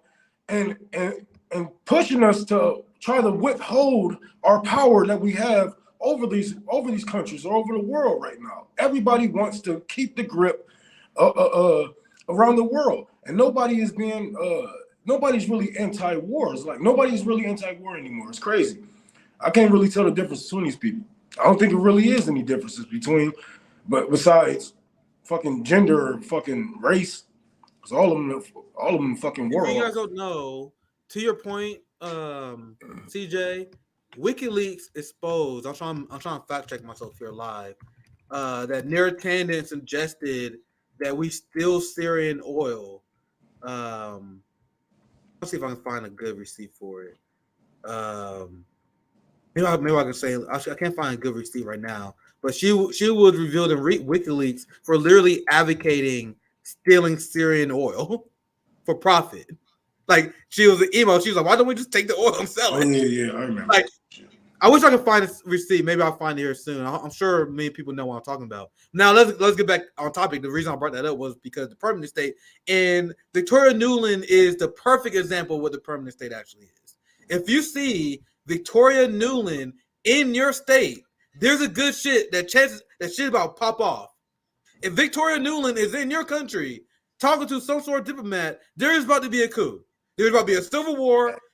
Victoria Nuland is famous. I'm going to show you guys the receipt for this, for picking the Ukrainian prime minister over a phone call, leaked phone call.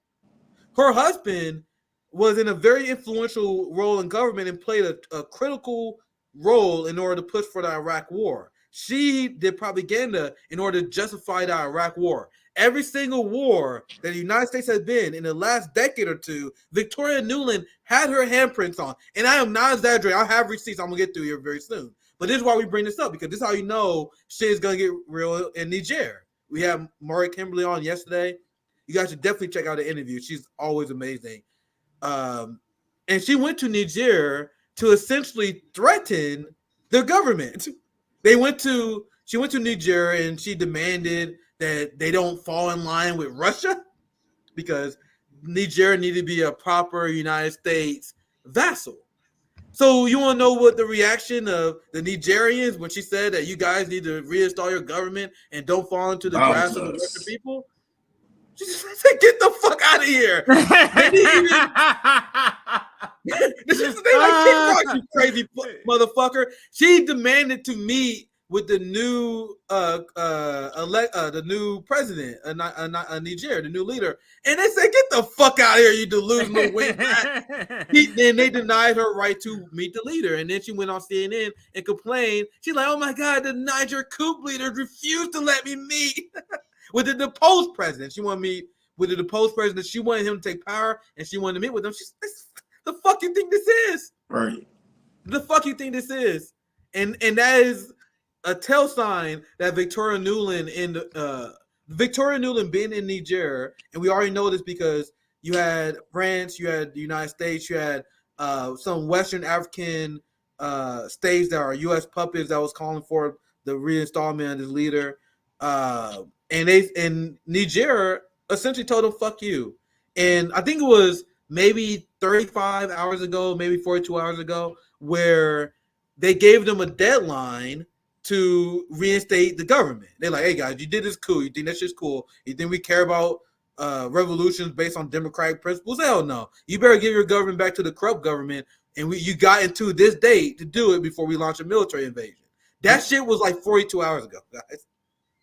So then Victoria Nuland comes down there. Shit is about to get real in Niger. That's why you have Nigerian leaders that is warning and prepping their people to get ready to go to war with France and the United States, because Biden and his administration already refused to pull out troops. And that was one of the reasons why Niger had the popular support of people, which led to this coup, because they was tired of being U.S. puppets and being occupied by the United States. So by Biden refusing to pull Niger troops out, that's another country that Biden is illegally occupying, just like he illegally occupying Syria. So now he illegally occupying Syria, and now he illegally occupying Niger and sending crazy people like Victoria Nuland to threaten their new government.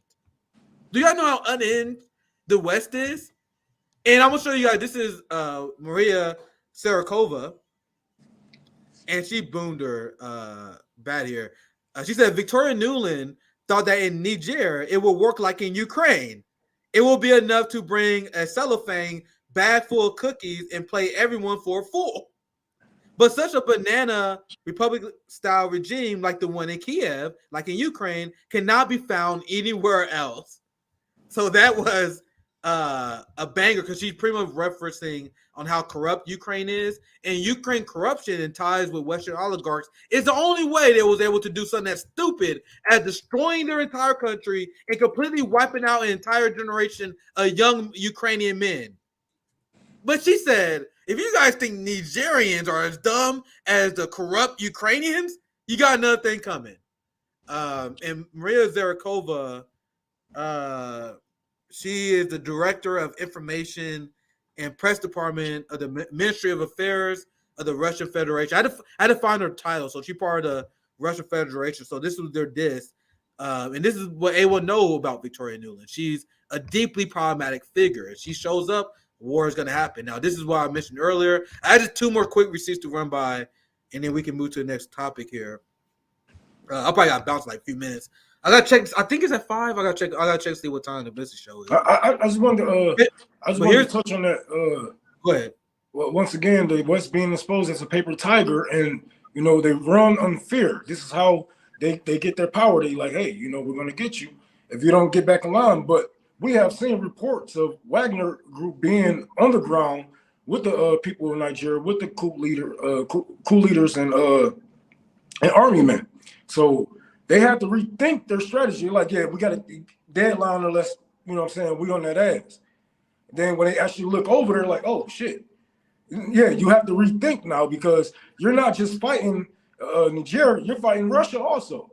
And they openly stated this. We're going to help protect not only them, but surrounding countries around Nigeria is going to help them if any conflict happens. So they have to rethink their strategy, and they know that this is a losing game. They know they're going to lose a lot of men if they was to go through with this offense. Yeah. Big shout out to Danny Hyphon. I was just talking to him not too long ago. We're gonna set up something here very soon. So Dan, if you're watching, you gotta hit me up. We gotta get this done. We've been playing this on and off for a while, but this conversation between him and Ben Norton definitely gonna be fire. Definitely gonna check that out. Hopefully we get Danny Hyphon back on the show soon. We're planning something. I'm thinking I'm supposed to be on his channel here soon, but we play it by ear. But anyway, this is the famous leaked call where Victoria Nuland was selecting the new prime minister of Ukraine. And this is something that the NATO left refuses to acknowledge to this day. I've seen debates where people brought this up and they just flat out denied that it happened. They will just straight up deny that the phone call happened. She literally put, hopefully I'm saying this correct, Yadozinski. I'm definitely saying that correct. But she put literally what she viewed as a leader that would be fit for the United States during the coup of Ukraine. She was caught hand-selecting Ukrainian leader by the West. So when people say that, and this is the line that Vaush and many other people I've seen who debate on behalf of the Ukrainian government, they say, well, you guys say that there was a coup in 2014, and that is not true. He was a democratically elected government. Like even though we got these phone calls that show that the Ukrainian government selected these people. Now, the last time I'll show you guys that this is a collection of all the horrible stuff that Victoria Nuland has done. So once again, if you see Victoria Nuland in your country, you're probably fucked. Yes. You're probably fucked. So I'll quickly go through. I'll go through this really, really quick because we are short on time. Yeah, I gotta go pick up my kids. So yeah. All right, Rome. Yeah, thank you for joining us, Rome. We gotta do Nick and CJ with me and you, Rome. Yeah. I'm gonna get the kids. So shit, I'll be free later on for sure. Yeah, all right. I hit you, Rome. Have a good one, brother. So I'm gonna go through this really quickly for the sake of time.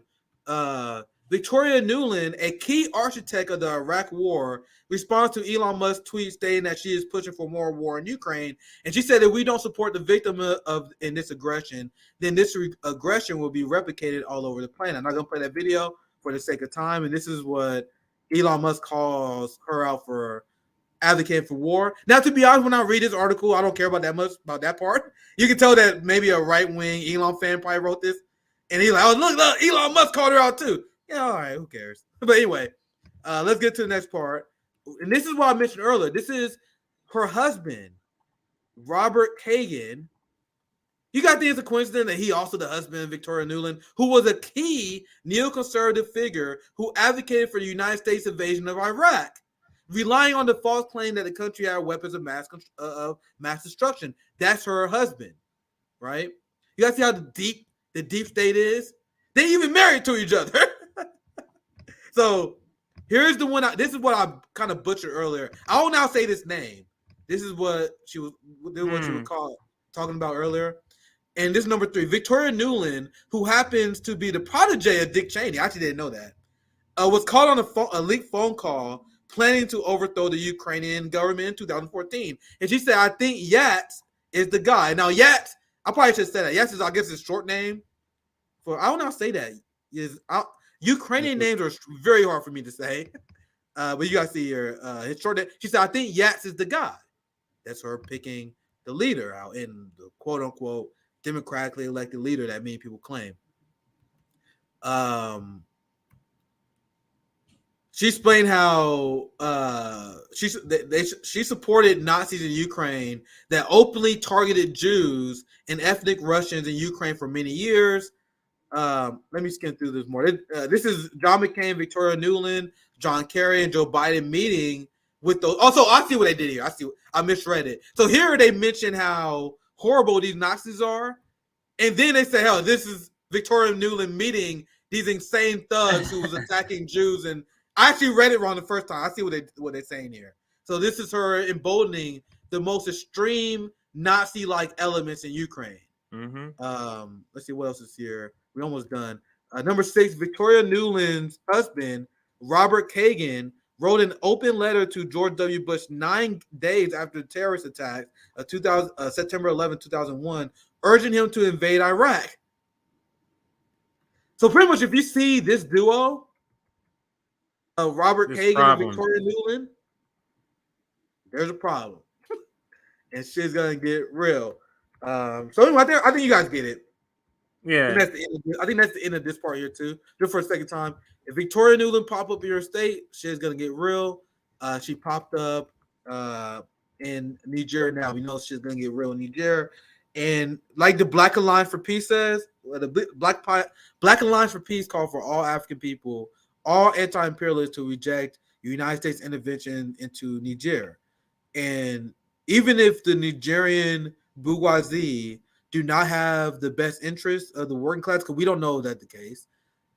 Just because they're anti-U.S. don't mean they're inherently pro-working class in their country. They can still be corrupt.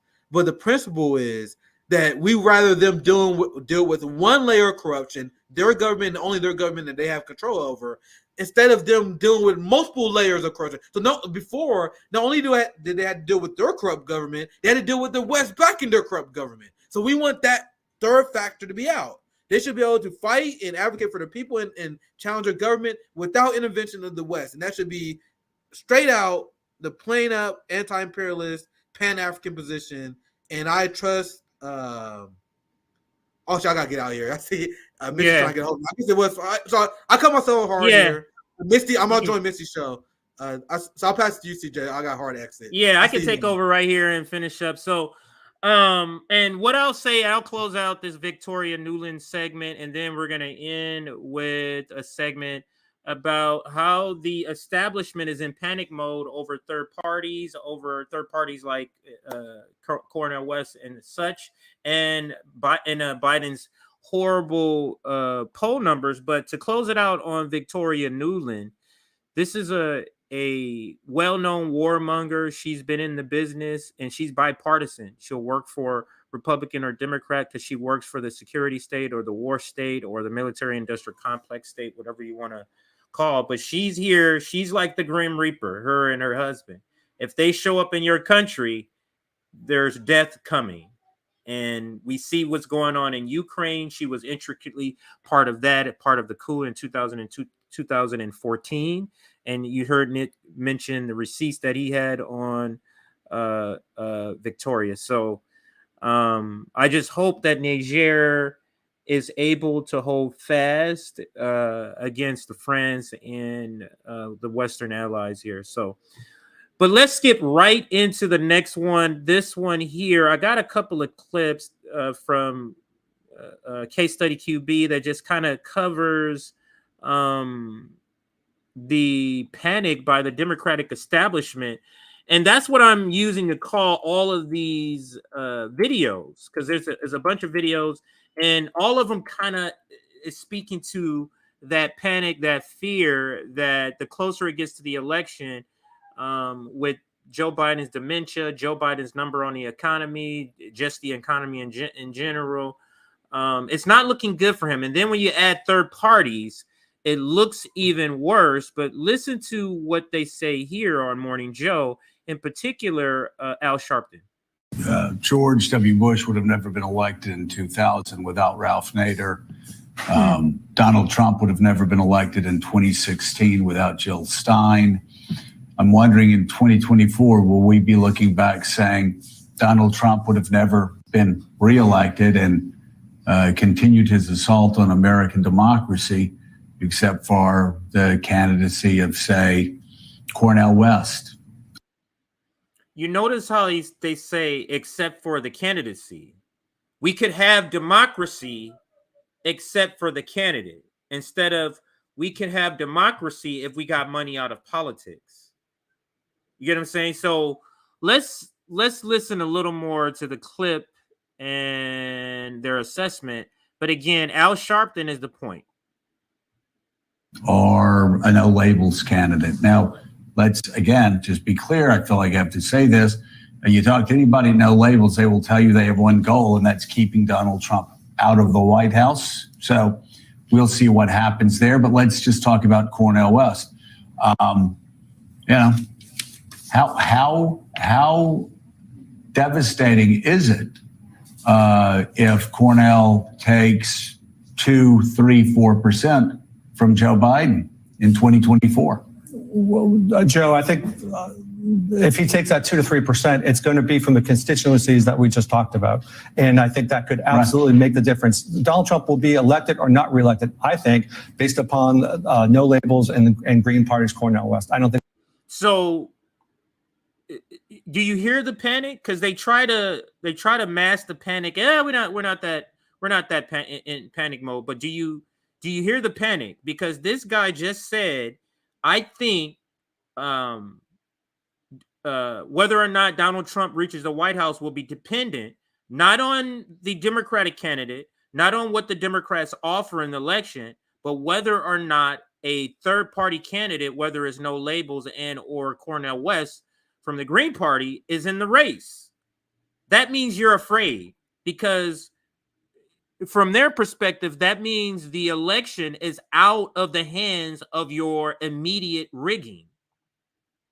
If there's any question about his inability to get a majority of the American electorate and a majority of the Electoral College. So, Rev, let's engage on that subject real quick. I did a story this week about Democrats being nervous about exactly this scenario, that it would, because this race is going to be close. So just on the margins, whether it is a no labels candidate, those close to the president are far more concerned about a Cornel West figure or the professor himself stealing away just enough progressive, young votes, black votes, whatever it might be, to tip this.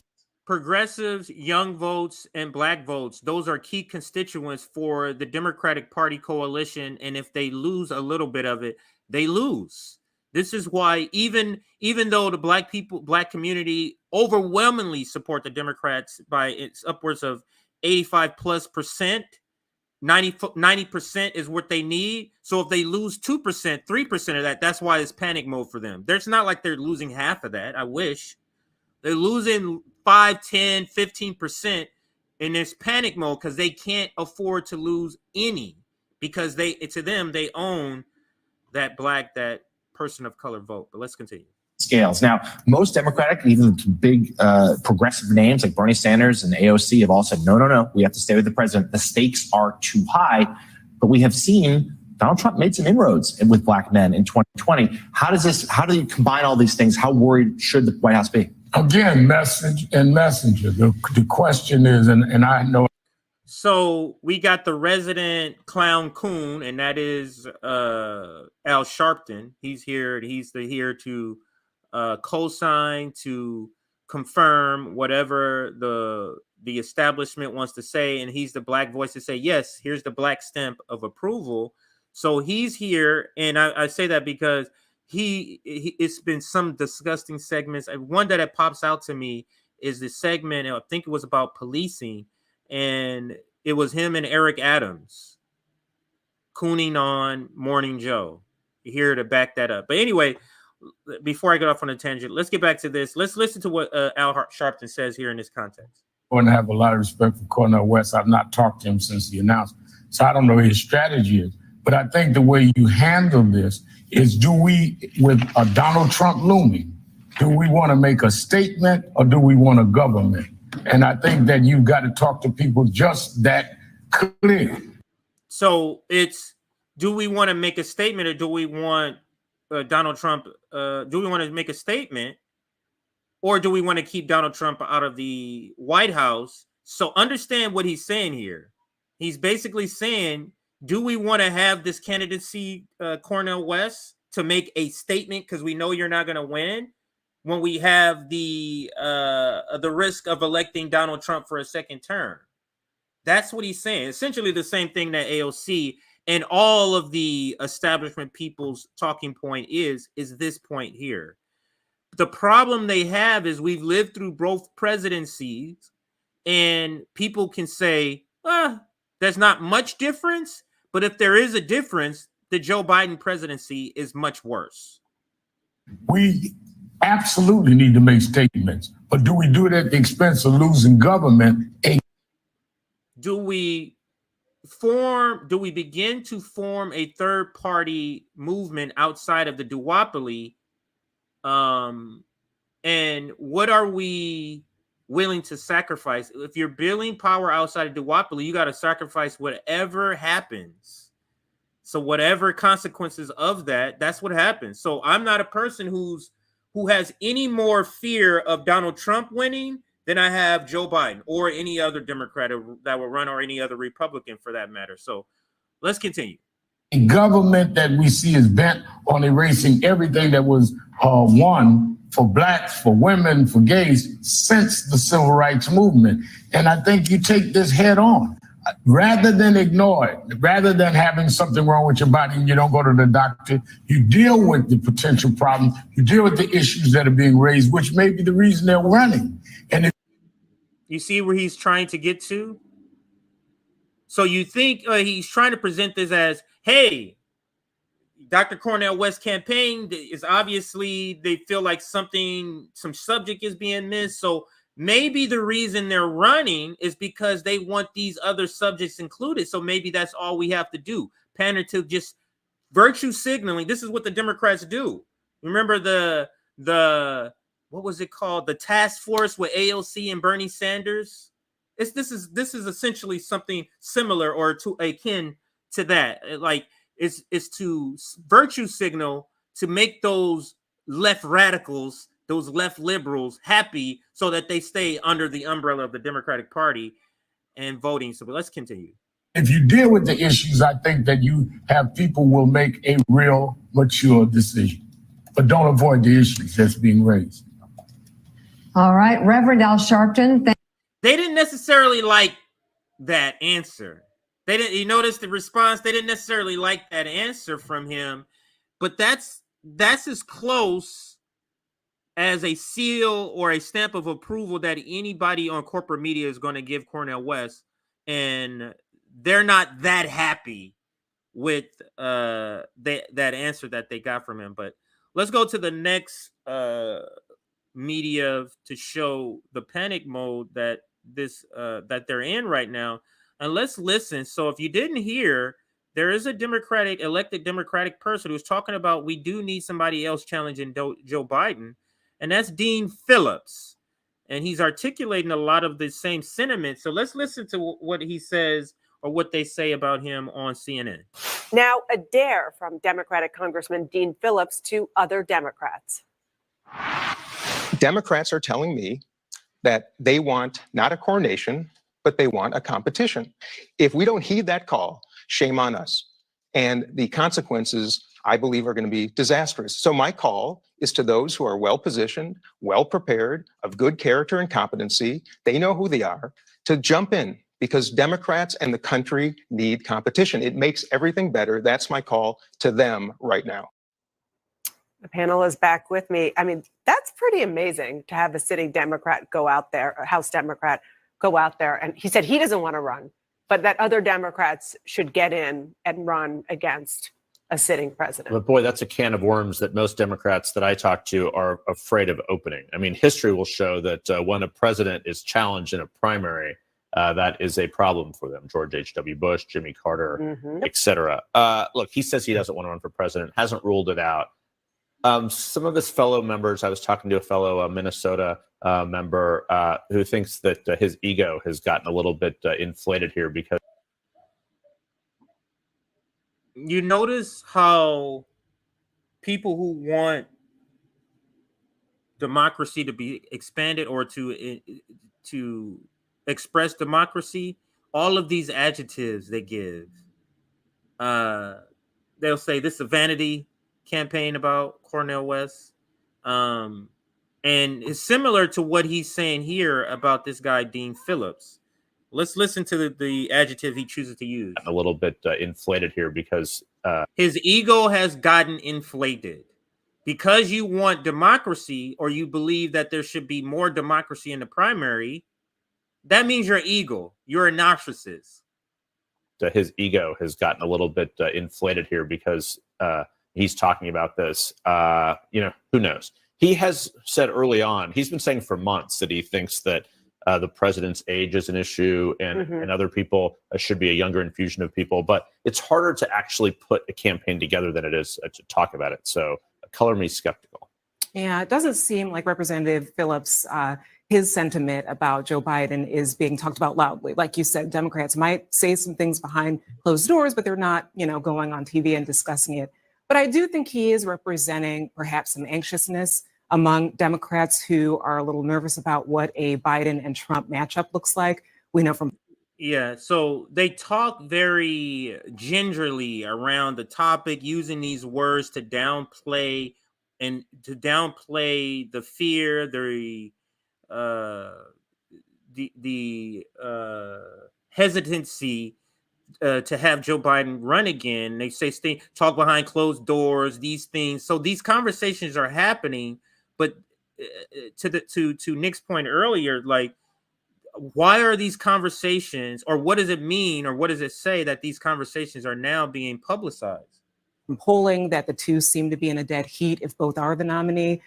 So that is making some Democrats a little nervous, but I'm not sure if his view is widespread. I think if Donald Trump is not the Republicans' nominee, there may be a moment when everybody in the Democratic Party goes, "Oh, shouldn't we have had a conversation about other people running?" But until that moment, I don't see it. And it is true, to the congressman's point, that a lot of Democrats say they wish they had an alternative. But when you ask them who, there's zero consensus on anyone whose numbers come close to Joe Biden. And let's just look at what Democratic primary voters think about the notion of nominating somebody else. 64% before in July of 2022. Now it's down to 50%. But that is half. Right. I mean, the feeling, the sentiment, and the reality might be very different things. I mean, I think that if this happened, what it would mean is a full-on ideological discussion about the Democratic Party. So 100%. You would have, from it's my ear fault. So he's speaking to, if this were to happen, it will be another ideological fight, similar to what we saw in 2016 with the Bernie versus Hillary camp. And is the Democratic Party ready for that? I'm not sure that's what be the fight anymore, because the Bernie Sanders and the Bernie Sanders coalition has thoroughly fallen apart and have become largely NATO leftists. Also out here, you would have essentially the same arguments we saw relitigated in the 2016 and 2020 campaign with Bernie Sanders and Joe Biden litigated in this. The Vice President Harris, would she be the front runner in this scenario? A lot of worms, and that's why people don't want to talk about it.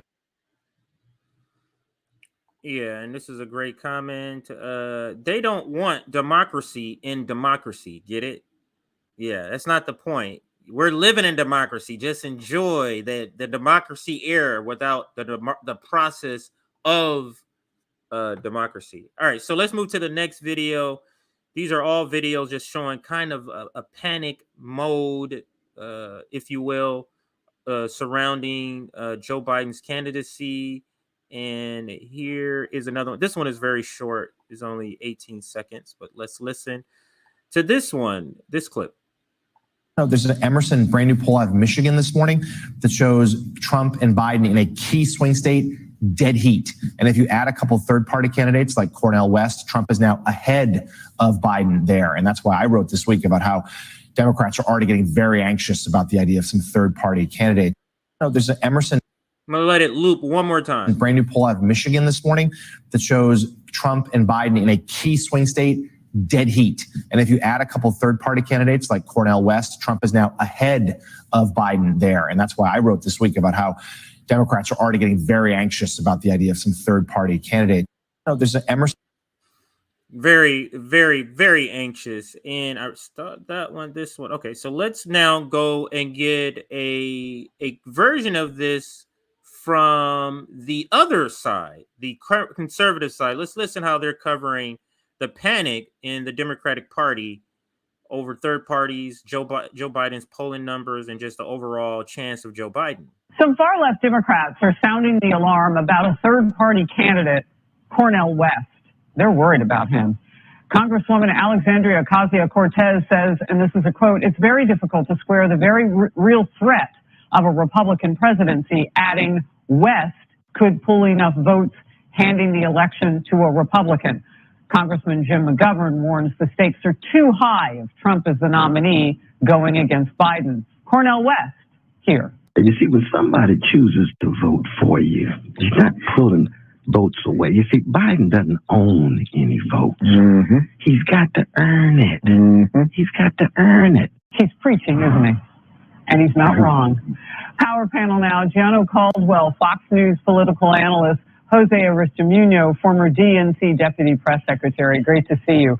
All right. Jose, you're up first. Your reaction to Cornel West. Look, Harry, he's saying that President Biden should earn it. Well, look, the inflation was at 9%, it's at 3%. The stock market had its best year since 1997. So the economy is growing, 13 million jobs. So, Mr. Cornel, we want to talk about earning. The president's earning it. And we still got 460 days before the election. Things are looking up for the president. So I said this on the Larry Sharp show, but the indicators that the American public talks about when we're trying to gauge the health of the economy, whether it's good or bad, the markers aren't really markers that indicate the health of the economy. Because to me, the health of the economy are the many people who would have the ability to spend in an economy. But those people who have the ability to spend happen to also be workers, and whose wages are being suppressed. And then this talking point of, he's created so many jobs. Let's talk about what kind of jobs have they recreated. Are you talking about gig work jobs? Are you talking about minimum wage jobs? Are you talking about jobs that can sustain a family that has health care and paid vacation and paid maternity leave? Are you talking about jobs like that? No, you're not. And this is another thing that they do. You lose, I'm just pulling numbers out of the air. These aren't specific numbers. You lose 10 million jobs. Then the next year, you add 13 million jobs. So you go, he's added the most jobs ever in history, 13 million. Did he add 13 million? Because we lost 10. We got 10 million back, so he's really just added 3 million. But this is the sort of game, smoke and mirrors game that they play, and we're seeing it played out right here with this first guest they have on Fox News, trying to pretend as if Joe Biden is doing well and his economy is doing well. Stock market had its best year since 1990. The stock market has nothing to do. The stock market, 14% of Americans either own the majority of stock or control the stock. 14, I can't remember, 14 or 16%, a very small amount. Own the majority of stock and control the majority of stock, not our 401ks. 97. So the economy is growing, 13 million jobs. So, Mr. Cornell, you want to talk about earning, the president's earning it. And we still got 460 days before the election. Things are looking up for the president. So here's the problem with shouting into the TV, and you know I love you. If it were actually the president having to do it, he's talking to somebody who really shouldn't even be a problem for him. For all the things that Jose said, the bottom line is that people don't feel what Jose's talking about. Well, that's true, Harrison. Let me be unequivocally clear here. Black lives for many Democrats don't matter. Black votes do. And that's been the case decade after decade. The White House, through the Washington Post, just put out a piece very recently that they're concerned about black voters, and they should be. Fox News Research put out some information just yesterday showing that in 2020, black support for Democrats was at 91%. It's now dropped down to 63%. And that is a concern for them, especially among black. Whoa, I didn't know it had dropped that low. So I would be curious to see what numbers he's referencing, but 63%, there is literally no way they can win. They can't win if it falls below 80%. I think 80 some odd percent, they can't win. Like even in the low 80s, they cannot win an election. That's how much they're dependent on the black vote for their coalition. Yeah, because they let me respond really quickly. Bamboozled by the Democratic Party and Joe Biden's presidency. All right, go ahead, Jose. No third party, and I'm not going to shout. No third party candidate has won the presidency. No, I know. No third party candidate has won the presidency ever. Number one, in the last 100 years, no third party candidate has won. Let me stop you right there, because there's something my team put together, and I want you to see it. Okay, a Hill op-ed lays out the third party candidates that changed history, pointing out that at least 4 presidential elections since 1900, a third party candidate attracted enough votes to arguably change the outcome. Teddy Roosevelt, 1912, Ross Perot, 1992, Ralph Nader, 2000, Gary Johnson, and Jill Stein in 2016. 2 of those losses Democrats, 2 to Republicans. So, Shano, I'm going to come back to you for your thoughts. We'll move on. Yeah. Well, no, I think that this could actually impact the race, considering the fact that Cornel West is a very respected African-American who's saying that he's going to run. And there's a lot of people that believe in his ideas, and they just despise Joe Biden. We see that in the approval numbers, and they want another option. They may not vote for a Republican, but they may vote for him. Yeah, so so you see the coverage from the conservative side, Fox News, and it's very funny that the people who's pushing this are all people of color in this segment on Fox News, but they're covering it in the same sort of way, but they covering it with a gleeful smile on their face that they're seeing what's happening to Joe Biden. There is another video in... Oh, I thought my daughter was crying or something, but she's not. So there's another video that I kind of put in the category of Khanna. What did I call it? Hang on a second here. Let me look at the title I have. But it kind of overlaps. So what I'm getting to, it overlaps the topic. It's kind of part of Democratic establishment panic modes. And it's also this other topic, which is Khanna runs cover for Joe Biden, because that's what he's doing. So in this Democratic panic mode video, he's also running coverage for Joe Biden, similarly to what we just saw in the Fox News video with the Democrat that was on that panel with what's her name? Something Faulkner, I think her name is. But anyway, let's listen to the cope from Khanna and also the running cover for this terrible Biden presidency. I want to ask you about that poll number and some others. Nearly 7 in 10 Republicans still, in this poll, recent new CNN poll, still say they believe that Joe Biden did not legitimately win the 2020 election. That number is ticking back up. That number is higher than earlier this year, higher than we saw through last fall. Why is that? Well, it's unfortunate, but not surprising, because as we head to another presidential election, this country is deeply polarized and people are getting into their partisan camps. And it's no secret that Donald Trump is leading decisively in the polls and is likely to be the Republican nominee, and he's out there continuing to say the election was stolen. And that's why 2024 is really going to be a decisive election in this country. In my view, it's going to be a rematch between President Biden and President Trump, and the American people really are going to get to weigh in on whether we count our votes, whether it's okay if you lose an election to try to subvert the process. That's what's at stake. Another part of this poll that is important to talk about is Joe Biden's approval rating. Overall, his approval rating is sitting at 41%. That is not great. That's not good whatsoever. 41%. And that's probably giving him a spotting. I'm not going to use an NFL reference for those that don't know it, but that's giving him the benefit of the doubt. Let's say it that way. His approval on handling the economy is even lower than his overall approval rating. Handling of the economy is sitting at 37%, Congressman. And this is where the number sits when you've got a... So this is what the mainstream media has been doing and what they've been tasked to do. Their job is that this 37%, which reflects people living through the economy and saying, I don't know what the indicators are saying, but I'm basing my answer off what I'm living through. This is a terrible economy. And Khanna, along with the professional managerial class and the PR arm of the Democratic establishment, CNN and MSNBC, they're coming on saying, what are you talking about?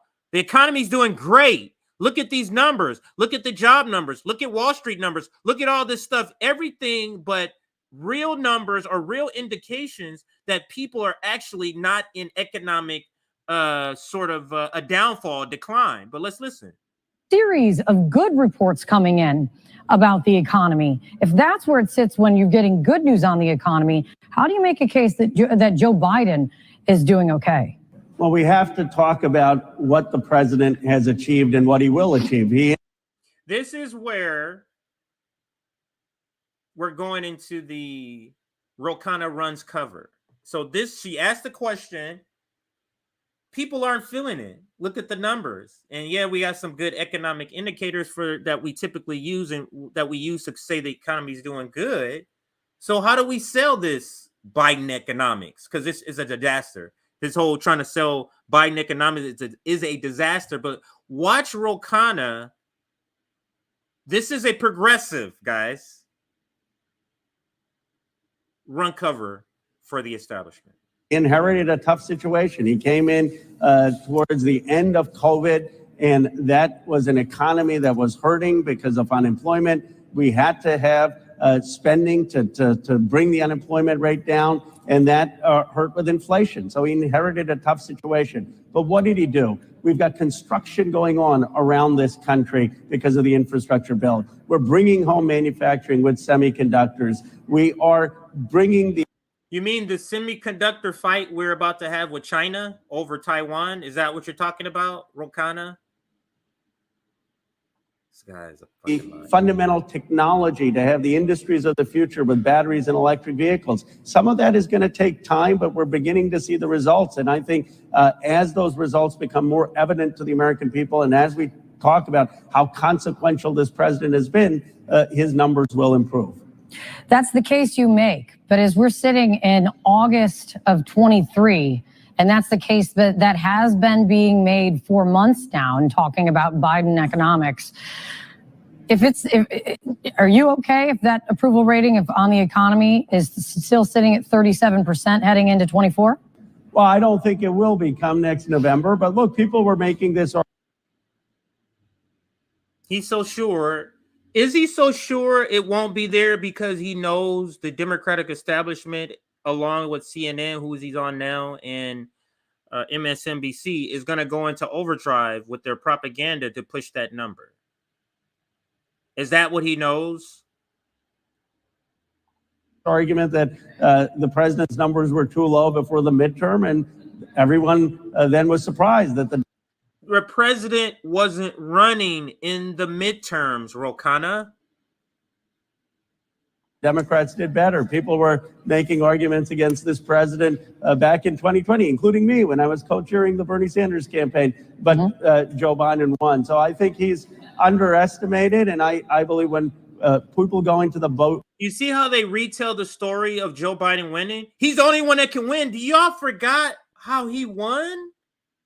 Y'all forgot how y'all was saying nobody wants him, enthusiastic is low, nobody wants him, so please make a deal and let's vote lesser of two evils. You don't remember Jill Biden saying that explicitly about her own husband? But now they retell a story like he beat him. No, that's not what happened. He won in a particular few states, just a few thousand votes could have changed his whole election. And with COVID going on and lockdowns, that's over now. Vote, they're going to know he's a decent human being. He's a patriot. He's trying his best, and he'll be reelected. Real quick, CNN cameras exclusively caught up with President Biden on a bike ride this morning, asked him if he was going to be monitoring this arraignment today. And he, in passing, as he was passing by, he said no. But I'm curious how much you think you'd like to hear Joe Biden, when he's hitting the campaign trail, talking about this indictment against Donald Trump when he is campaigning and also still president. This is going to be interesting to see Joe Biden thread this needle about talking about this trial, because he is your opponent. So imagine trying to do a campaign without talking about the elephant in the room about your opponent. That will seem very weird. That the news is going from talking about three indictments, three separate cases Donald Trump has, and then they pivot to Joe Biden's segment, and he can't bring up that top story about the latest in one of the indictments. That's going to be very interesting to watch them thread that sort of needle there. Of course. I don't think he should be. I think he should be focused on how he's going to continue to lower the price of eggs and milk. That's what I heard back in my district, how he's going to lower the cost of childcare, how he's going to continue to bring manufacturing back, and how he's going to try to heal this country. You know, one thing I think the president probably regrets is that he really wants to unify this country. He wants to bring people together. That's what his inaugural was about. That's who he is as a person. And I think he knows that if he starts commenting on these things, that aspiration becomes harder. It's the hardest thing to do in American politics. I hope he'll continue to try to do it. I think that's what motivates him to run and to seek a second term. Congressman Ro Khanna, thank you for coming on. Congressman Ro Khanna, thanks for coming on to run cover for Joe Biden. You're being a very good establishment guy, a yes man. Let's see what case study, what videos he has, because he usually has some good stuff. All right, and it looks like I found something here. So it looks like I found something here. It's off. It's not any of the topics we have listed, but I like to go in and check and see, hey, let me see if I'm missing anything that's breaking, because of the time of our show, there's a lot of stuff that breaks. So let's watch this. Again, this is not part of any segment. This is Pod Save America.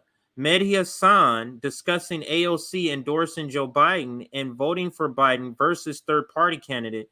This is Mehdi Hassan. I guess he's on Pod Save America, but let's watch. Let me see if it says Mehdi Hassan discussing AOC.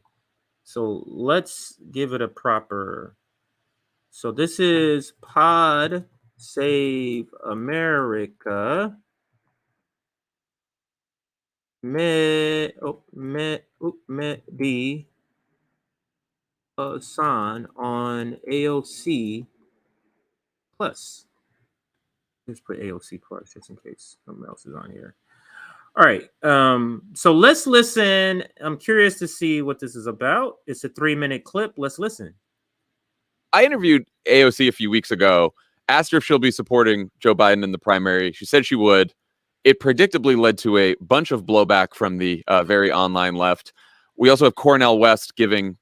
We were one of them. We were part of the blowback.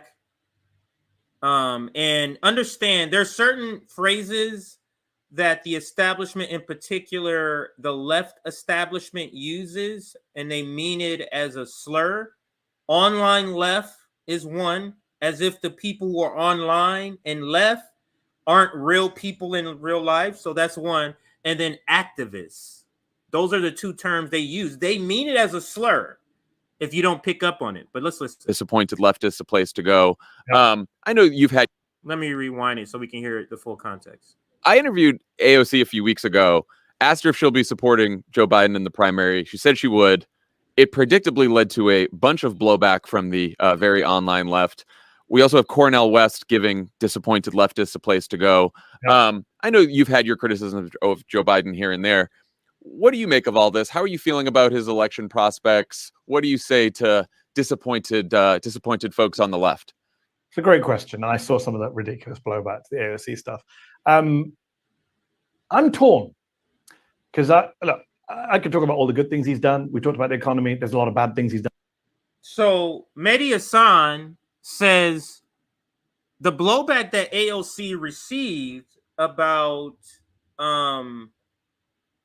literally on the first day announcing that she's going to be supporting Joe Biden.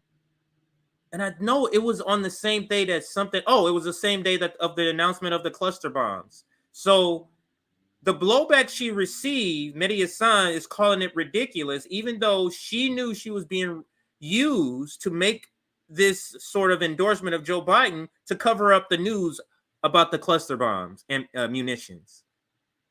So that's what Mehdi Hasan labels as ridiculous. Done, especially on the foreign policy front. Don't get me started on Israel, Palestine, Netanyahu. Don't get me started on MBS. This guy is such a sellout. But let's listen. Disappointed folks on the left. I'm curious to hear what he says about Israel here. Ridiculous blowback to the AOC stuff.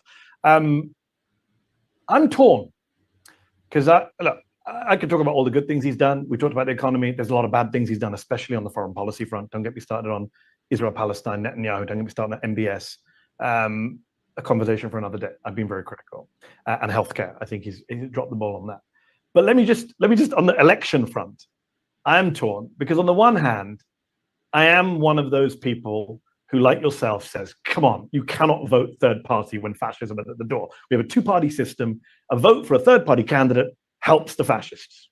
But I've been consistent on that. In fact, I had Noam Chomsky on my podcast years ago before 2020 saying. So Mehdi Hasan is saying he's been consistently against the working class and poor building any sort of alternative to the red-blue game. He's been consistently status quo. And he's gleefully saying that because obviously on Pod Save America, that would play well. Because they're all about the status quo. But let's continue. When fascism is at the door. We have a two-party system. A vote for a third-party candidate helps the fascists.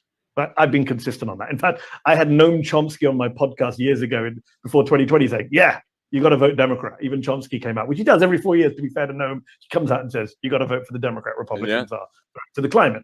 Even Noam gets it from the left. Having said that, I'm also someone who sees himself as a person on the left. I am very disappointed in many things about our economy, our healthcare, our foreign policy, things that the Democrats have failed on or turned a blind eye to. So I get the disappointment as well. Now, the argument then becomes to the people who are disappointed, you can say justifiably, you can't really vote third-party candidate. That will let Trump back in. On the other hand, they haven't gotten over this thing that they just, it's kind of offensive. They just assume that everybody's on board with this notion. We all have to keep Trump out of the White House. I'm not on board with that. I'm on board with we all have to keep Joe Biden, any Democrat, Donald Trump, and any Republican out of the White House. That's the complete sentence for me and my comrades in my community. But it's this notion that, come on. And as you can see it on CNN, MSNBC, when they bring on people like Cornel West or people who like Cornel West, they'll go, come on, do you want to see Donald Trump get reelected? As if this is all everybody's top priority. This is all everybody's master plan is to keep Donald Trump out of the White House, and it's not. It's not mine. But let's continue. If they're the kind of people who are going to let Trump back in, what are you offering them? Right? It's a two-way street. On the one hand, the left has to understand what the greater threat is, and it is fascism. I mean, Cornel West said that in 2020. What's interesting is Cornel West, while he backed Jill Stein in 2016, in 2020 he endorsed Biden, saying fascists are at the door. Mm-hmm. Tell the complete story, because we had him on here in many shows. He says he was wrong about that now. And he goes on to further say, what I now understand is milquetoast neoliberalism that we get from the Democratic Party is just a holding place for fascism to eventually take over. So that argument is fairly straightforward. But if, on the other hand, if you have a lot of liberals and centrists saying, oh, look at these lefties, they let Trump win. Well, if the lefties are that influential that they can let Trump win, maybe you should do a little bit more for the left, I would say. Yeah. No, look, I think, you know, the piece that criticized AOC in New York Magazine was like, you know, they accused her of appearing on an episode of Pod Save America where the hosts were saying that a vote for anyone but Joe Biden was a vote for Donald Trump. And I saw that, I was like, well, that is true. That is So obviously he's a little offended by the article, the AOC. I think it's the AOC left has not accomplished anything. So he's obviously offended by that. The AOC left as, I think, plenty. I forget the word, but that's enough. And I'll bring up the article. And you know, not to read, but just to show you. So this is the article. No, I'm sorry. This is not the one. This is a response article. So not the AOC left has accomplished plenty. It's the response article to that. So the AOC left has achieved plenty is actually a response article to. Oh, AOC is just another Democrat. That's the one.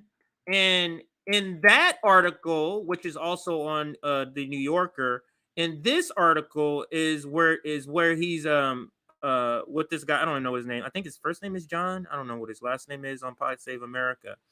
But you can tell he's a little what's the right word? He's a little put off, I guess you could say. Hang on a second here. There we go.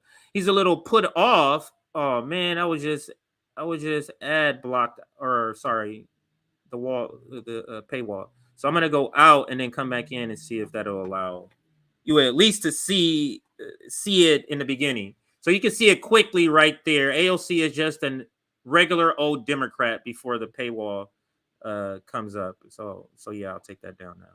You saw the paywall. But anyway, let's now go back to the video and let it finish out. But that's what he's referring to. We covered that article, and that article was spot on.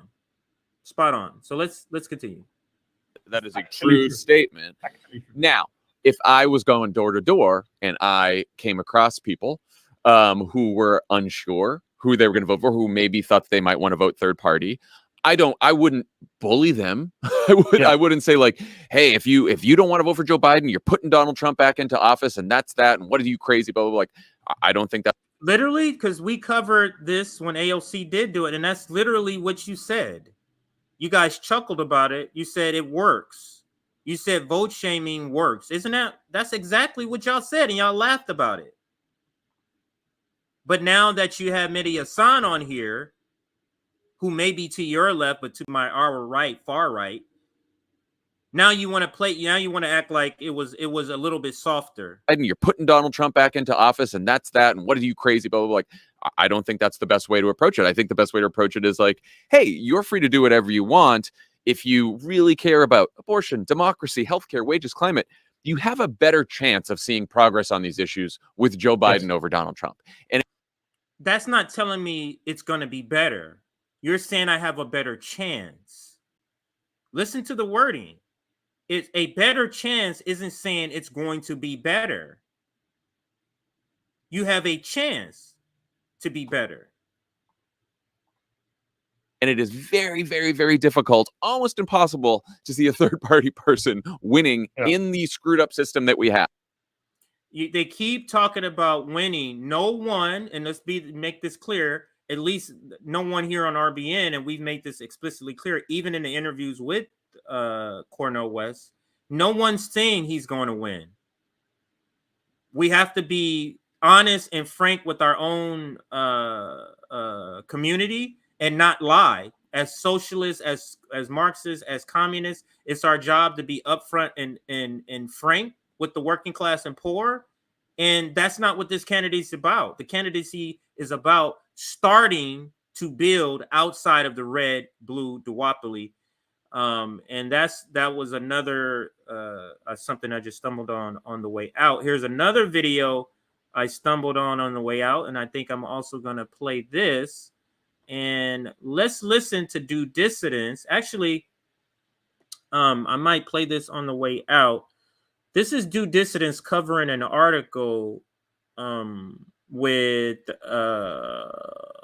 article about Marianne Williamson, talking about how her staffers are saying, please do not support Marianne Williamson. So I'm going to play probably 10 minutes of this before we go dark on the stream. Let me go over the super chats first before we play this video. So first super chat. Third party submit. I'm going backwards. So this is the last one that was left. We have 16. So if another one is sent after this, I'm not sure I'm going to get to it. But third party submit a list of their own electors when they register to be legal votes in the general election. The media focus on the EC is BS. And that's spot on. And that's from Janice. Thank you, Janice, a regular here.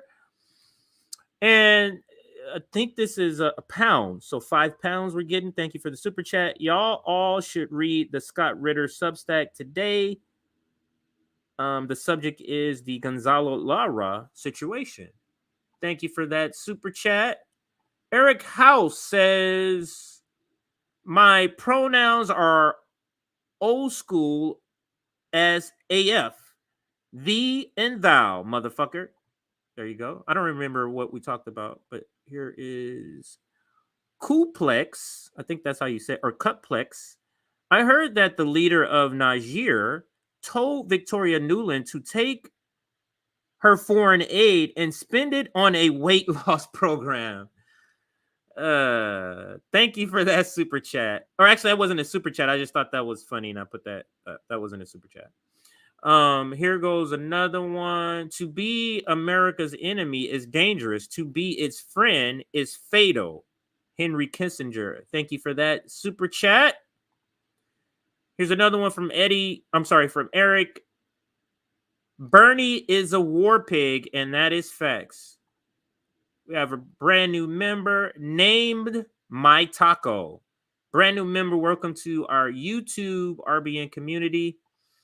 Here's another one named My Taco. This guy hasn't been in the army since 1993, and it's the major gifts officers for West Point Grads Association. Translation, he begs for money from officers.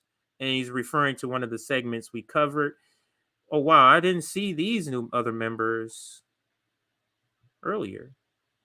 It's got two more new members. Here goes one.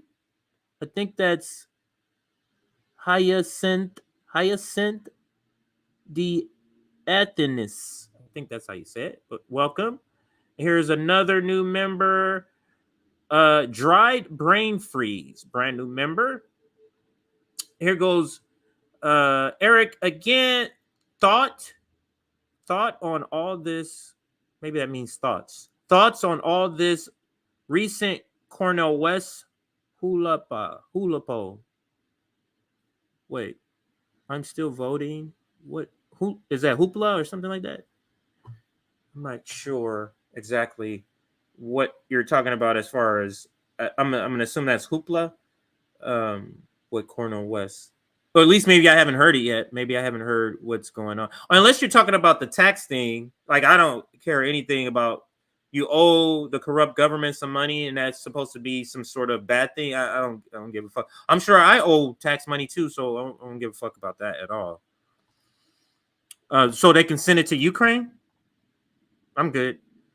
Vaush, I have a place for you to put your vote. Is that some ass cheeks? Is that what that is? I guess. But thank you for that super chat, Caleb. And here's another one, and this is about Vaush and the Milk Tote Vanguard boys. This cringe trio makes me feel like Alex in Clockwork Orange, where he has his eyelids peeled back. This is cruel and unusual, RBN. Sorry, Eric, to make you sit through that. Here's another one from Eric. Eric's been active today. We must vote for the most notorious eco-terrorist because Trump. And then I think this is the last one, Eric House. Again, Vaush and Vanguard boys equals cringe trifecta, and I absolutely agree. Thank you for all the super chats there. And I said 16, but it was 15 super chats and one regular comment that I saved to play. We're going to play 10 minutes of this before we wrap. I'll be gone. Thank you for watching today. I think I'll be back tomorrow with the panel, but we'll see how it goes. Here is our friends and part host of the Post Duopoly show that we have every other week. Here is Due Dissidence on the news of Marianne Williamson. Oops. Folks, where do we start? We had Politico drop an expose about the staff abuse on Marianne Williamson's 2020 presidential campaign. Shortly after that dropped, and we were told by Kyle Kalinske what a smear job that was without him having actually read the article for the audience to see because he was distorting the meaning of it. Shortly after that, you had Peter Dow lying about what was in it. Straight up lying about it. But shortly after that whole thing went down, you had Peter Dow, campaign manager, quits. You had Jason Call, higher up in the campaign, quits. Then you had Peter Dow say it was because his mother was sick, which always struck us as a strange excuse. We're not denying his mother was sick. We obviously wish his mother all the best, but we're saying it doesn't sound like that was the reason. Right. What he first said was very mysteriously something to the effect of he's left the campaign more to come. Right. More to come. Right. And then after he got the NDA treatment, oh, my mother's sick. There was later on, he claimed that they let him out of the NDA, and he's, it was very strange. But he didn't give much information on that cycle. No, and he never said anything nice about Marianne. No, it was he said he was proud of the platform. Yeah, it seemed That's what like Jason Call said. It seemed like negotiated. For whatever reason, he had negotiated what he was and wasn't willing to say. And what he wasn't willing to say was anything good about Marianne. Exactly. So after Peter Dow claims he was breaking his NDA or somewhat breaking his NDA, we thought, well, that sounds fishy because it doesn't sound like you're actually breaking it. It sounds like you are saying what they allowed you to say so that you wouldn't violate the parts of the NDA that they can't have you violate, or else they'll have to go after you in court. We just said that sounds kind of fishy. That sounds kind of weird. We then get a message from someone whose identity we will not reveal, from someone who worked on the Marianne campaign, saying that the reason why they are not able to talk more is because of the NDAs. Then the field director quits and posts on Facebook that this campaign is a giant scam and that she's only doing it to raise her profile in advance of a book coming out. Again, nothing from any of Marianne World's media allies about any of this, right? So that's where we are in the timeline. So they only, in fact, now that you mention it, Kyle's distortion of that Politico piece, I believe, is the only coverage any of these commentators, Bree, Katie, Crystal, Kyle, any of them who've been propping up her campaign, some more overtly than others, but all of them have really made it pretty clear that they're Marianne stance. With Bree ridiculously touting her poll numbers last week. I mean, it was almost a fucking non sequitur, the tweet that she put up. As far as I know, correct me if I'm wrong, that piece Kyle did was the only piece any of them ever did addressing any of this. To even acknowledge that. Yeah, to my knowledge, that's true. I believe that is true. Which is kind of remarkable given that you keep pretending that she's legitimately running for president.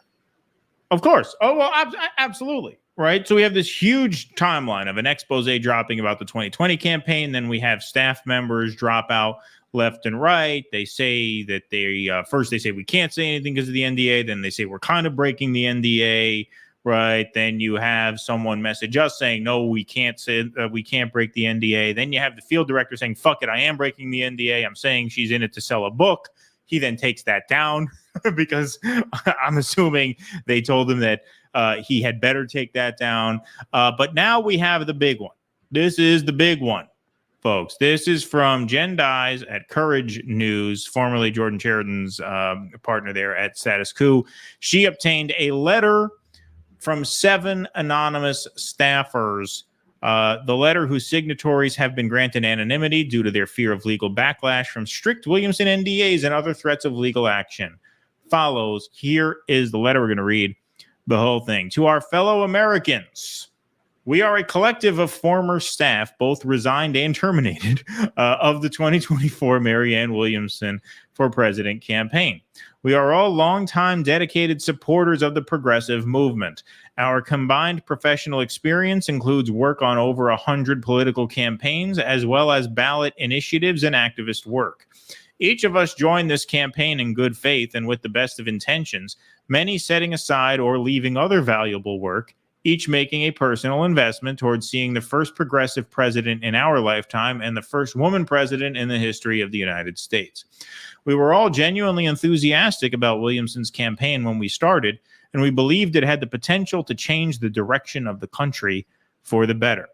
Today, we come forward with heavy hearts because we were deceived, intentionally or unintentionally, and we know others are still being deceived by the continuance of Marianne Williamson's presidential campaign. Our goal in making this statement is to be transparent and to bring awareness to the fact that the campaign has been repeatedly sabotaged by the candidate herself, which corroborates exactly what the director said. Okay, a lot of this, and for all we know, he might be one of the signatories on this. It would actually surprise me if he wasn't. It wouldn't surprise me if the person who reached out to us is one of the signatories on this as well. As a candidate, Williamson has consistently prevented staff from completing the work necessary to run a campaign or win an election, disregarding their experience and expertise. Despite having a staff full of competent professionals, she continually micromanages the campaign, disallowing any growth or forward momentum for the campaign as a whole. See, that's really interesting because the guy said, Jeremy, I can't remember his last name actually, but he said that, she's not interested in winning. She's interested in selling a book. So if you have people in here who are actually trying to build a campaign infrastructure out, but that campaign infrastructure doesn't serve to boost her profile when the book comes out or to get her podcast appearances, then why would she be interested in that? Right. Also, we always said about her that in the end, where is Marianne's line? Where's the line where you're not going to be welcome at the best parties in LA anymore? Where is the line where you're going to be persona non grata? That's her line. So, she might feel like her line is to seriously run a campaign against Joe Biden, right? I mean, as long as she's just running it like a book tour, she doesn't piss off the people in Beverly Hills. Right. No, indeed. Williamson assigns tasks to staff that directly conflict with the advice of the experts she hired. When staff complete the work as directed, their work is frequently picked apart and criticized by Williamson to the point that she backtracks on her own decisions and gaslights staff into believing the mix-up was their own doing. This goes back to the Politico article, the first piece that came out, right? She would reschedule meetings, and then the staff she would back out of meetings at the last minute, and then she would blame the staff on scheduling it wrong. Her interactions with staff go beyond that of a tough boss, as she has claimed in her defense. Her behavior is frequently intimidating, demeaning, and demoralizing. All of us have worked demanding jobs with tough bosses. This was not the same. Working for her did not feel quote unquote tough. It felt emotionally abusive and hopeless, which again tracks perfectly with the Politico article. There is a difference between working for a demanding boss and feeling like you're walking on eggshells in every meeting. All right. And for anyone who's not super familiar with our show, most of you have heard this before. This goes back 30 years. You can read stories about Marianne running her businesses and her charities this way in the LA Times, in People magazine, 30 years ago. They actually mentioned some other articles that I haven't seen. I didn't have time to check the links on it, but the reporting describing Marianne as being dangerously unstable when the cameras are off, being abusive, narcissistic, belittling, cruel, cultish, susceptible to flattery, basically like a half-assed cult leader. There's like L. Ron Hubbard's idiot's cousin. Right. That reporting goes back decades. Like if you go back and you read those articles from 30 years ago, it sounds uncannily similar. And we did. We pulled the source articles when we did that segment. We did. It sounds exactly like what they're describing here. So they were all crazy. This is all a misinterpretation across decades. Various different people all saying exactly the same things about her. This is all made up. And once again, I want to point out, because it's truly fucking disgusting, that so many of the commentators in the quote unquote alternative media space have not asked her a single question about this, even as it doesn't matter how many of these articles come out, they will not stop platforming her. And they will never amazing. Acknowledge these points. Like they will act as if these have never come never out. happened. And to the extent they have acknowledged it, Kyle Kulinski just flat out lied about it. Just absolute lied about it. We did a whole 40-minute segment debunking every lie that he told his audience during that video. And so, they have not dealt with this honestly at all, which I just have to say, hearkening back to our last segment, look at the difference, right? I plan to vote for Cornel West. As soon as that Daily Beast article came out, we did a segment on it. I said, yeah, maybe this is true. Maybe this is true. Looks like it is. That's a shame.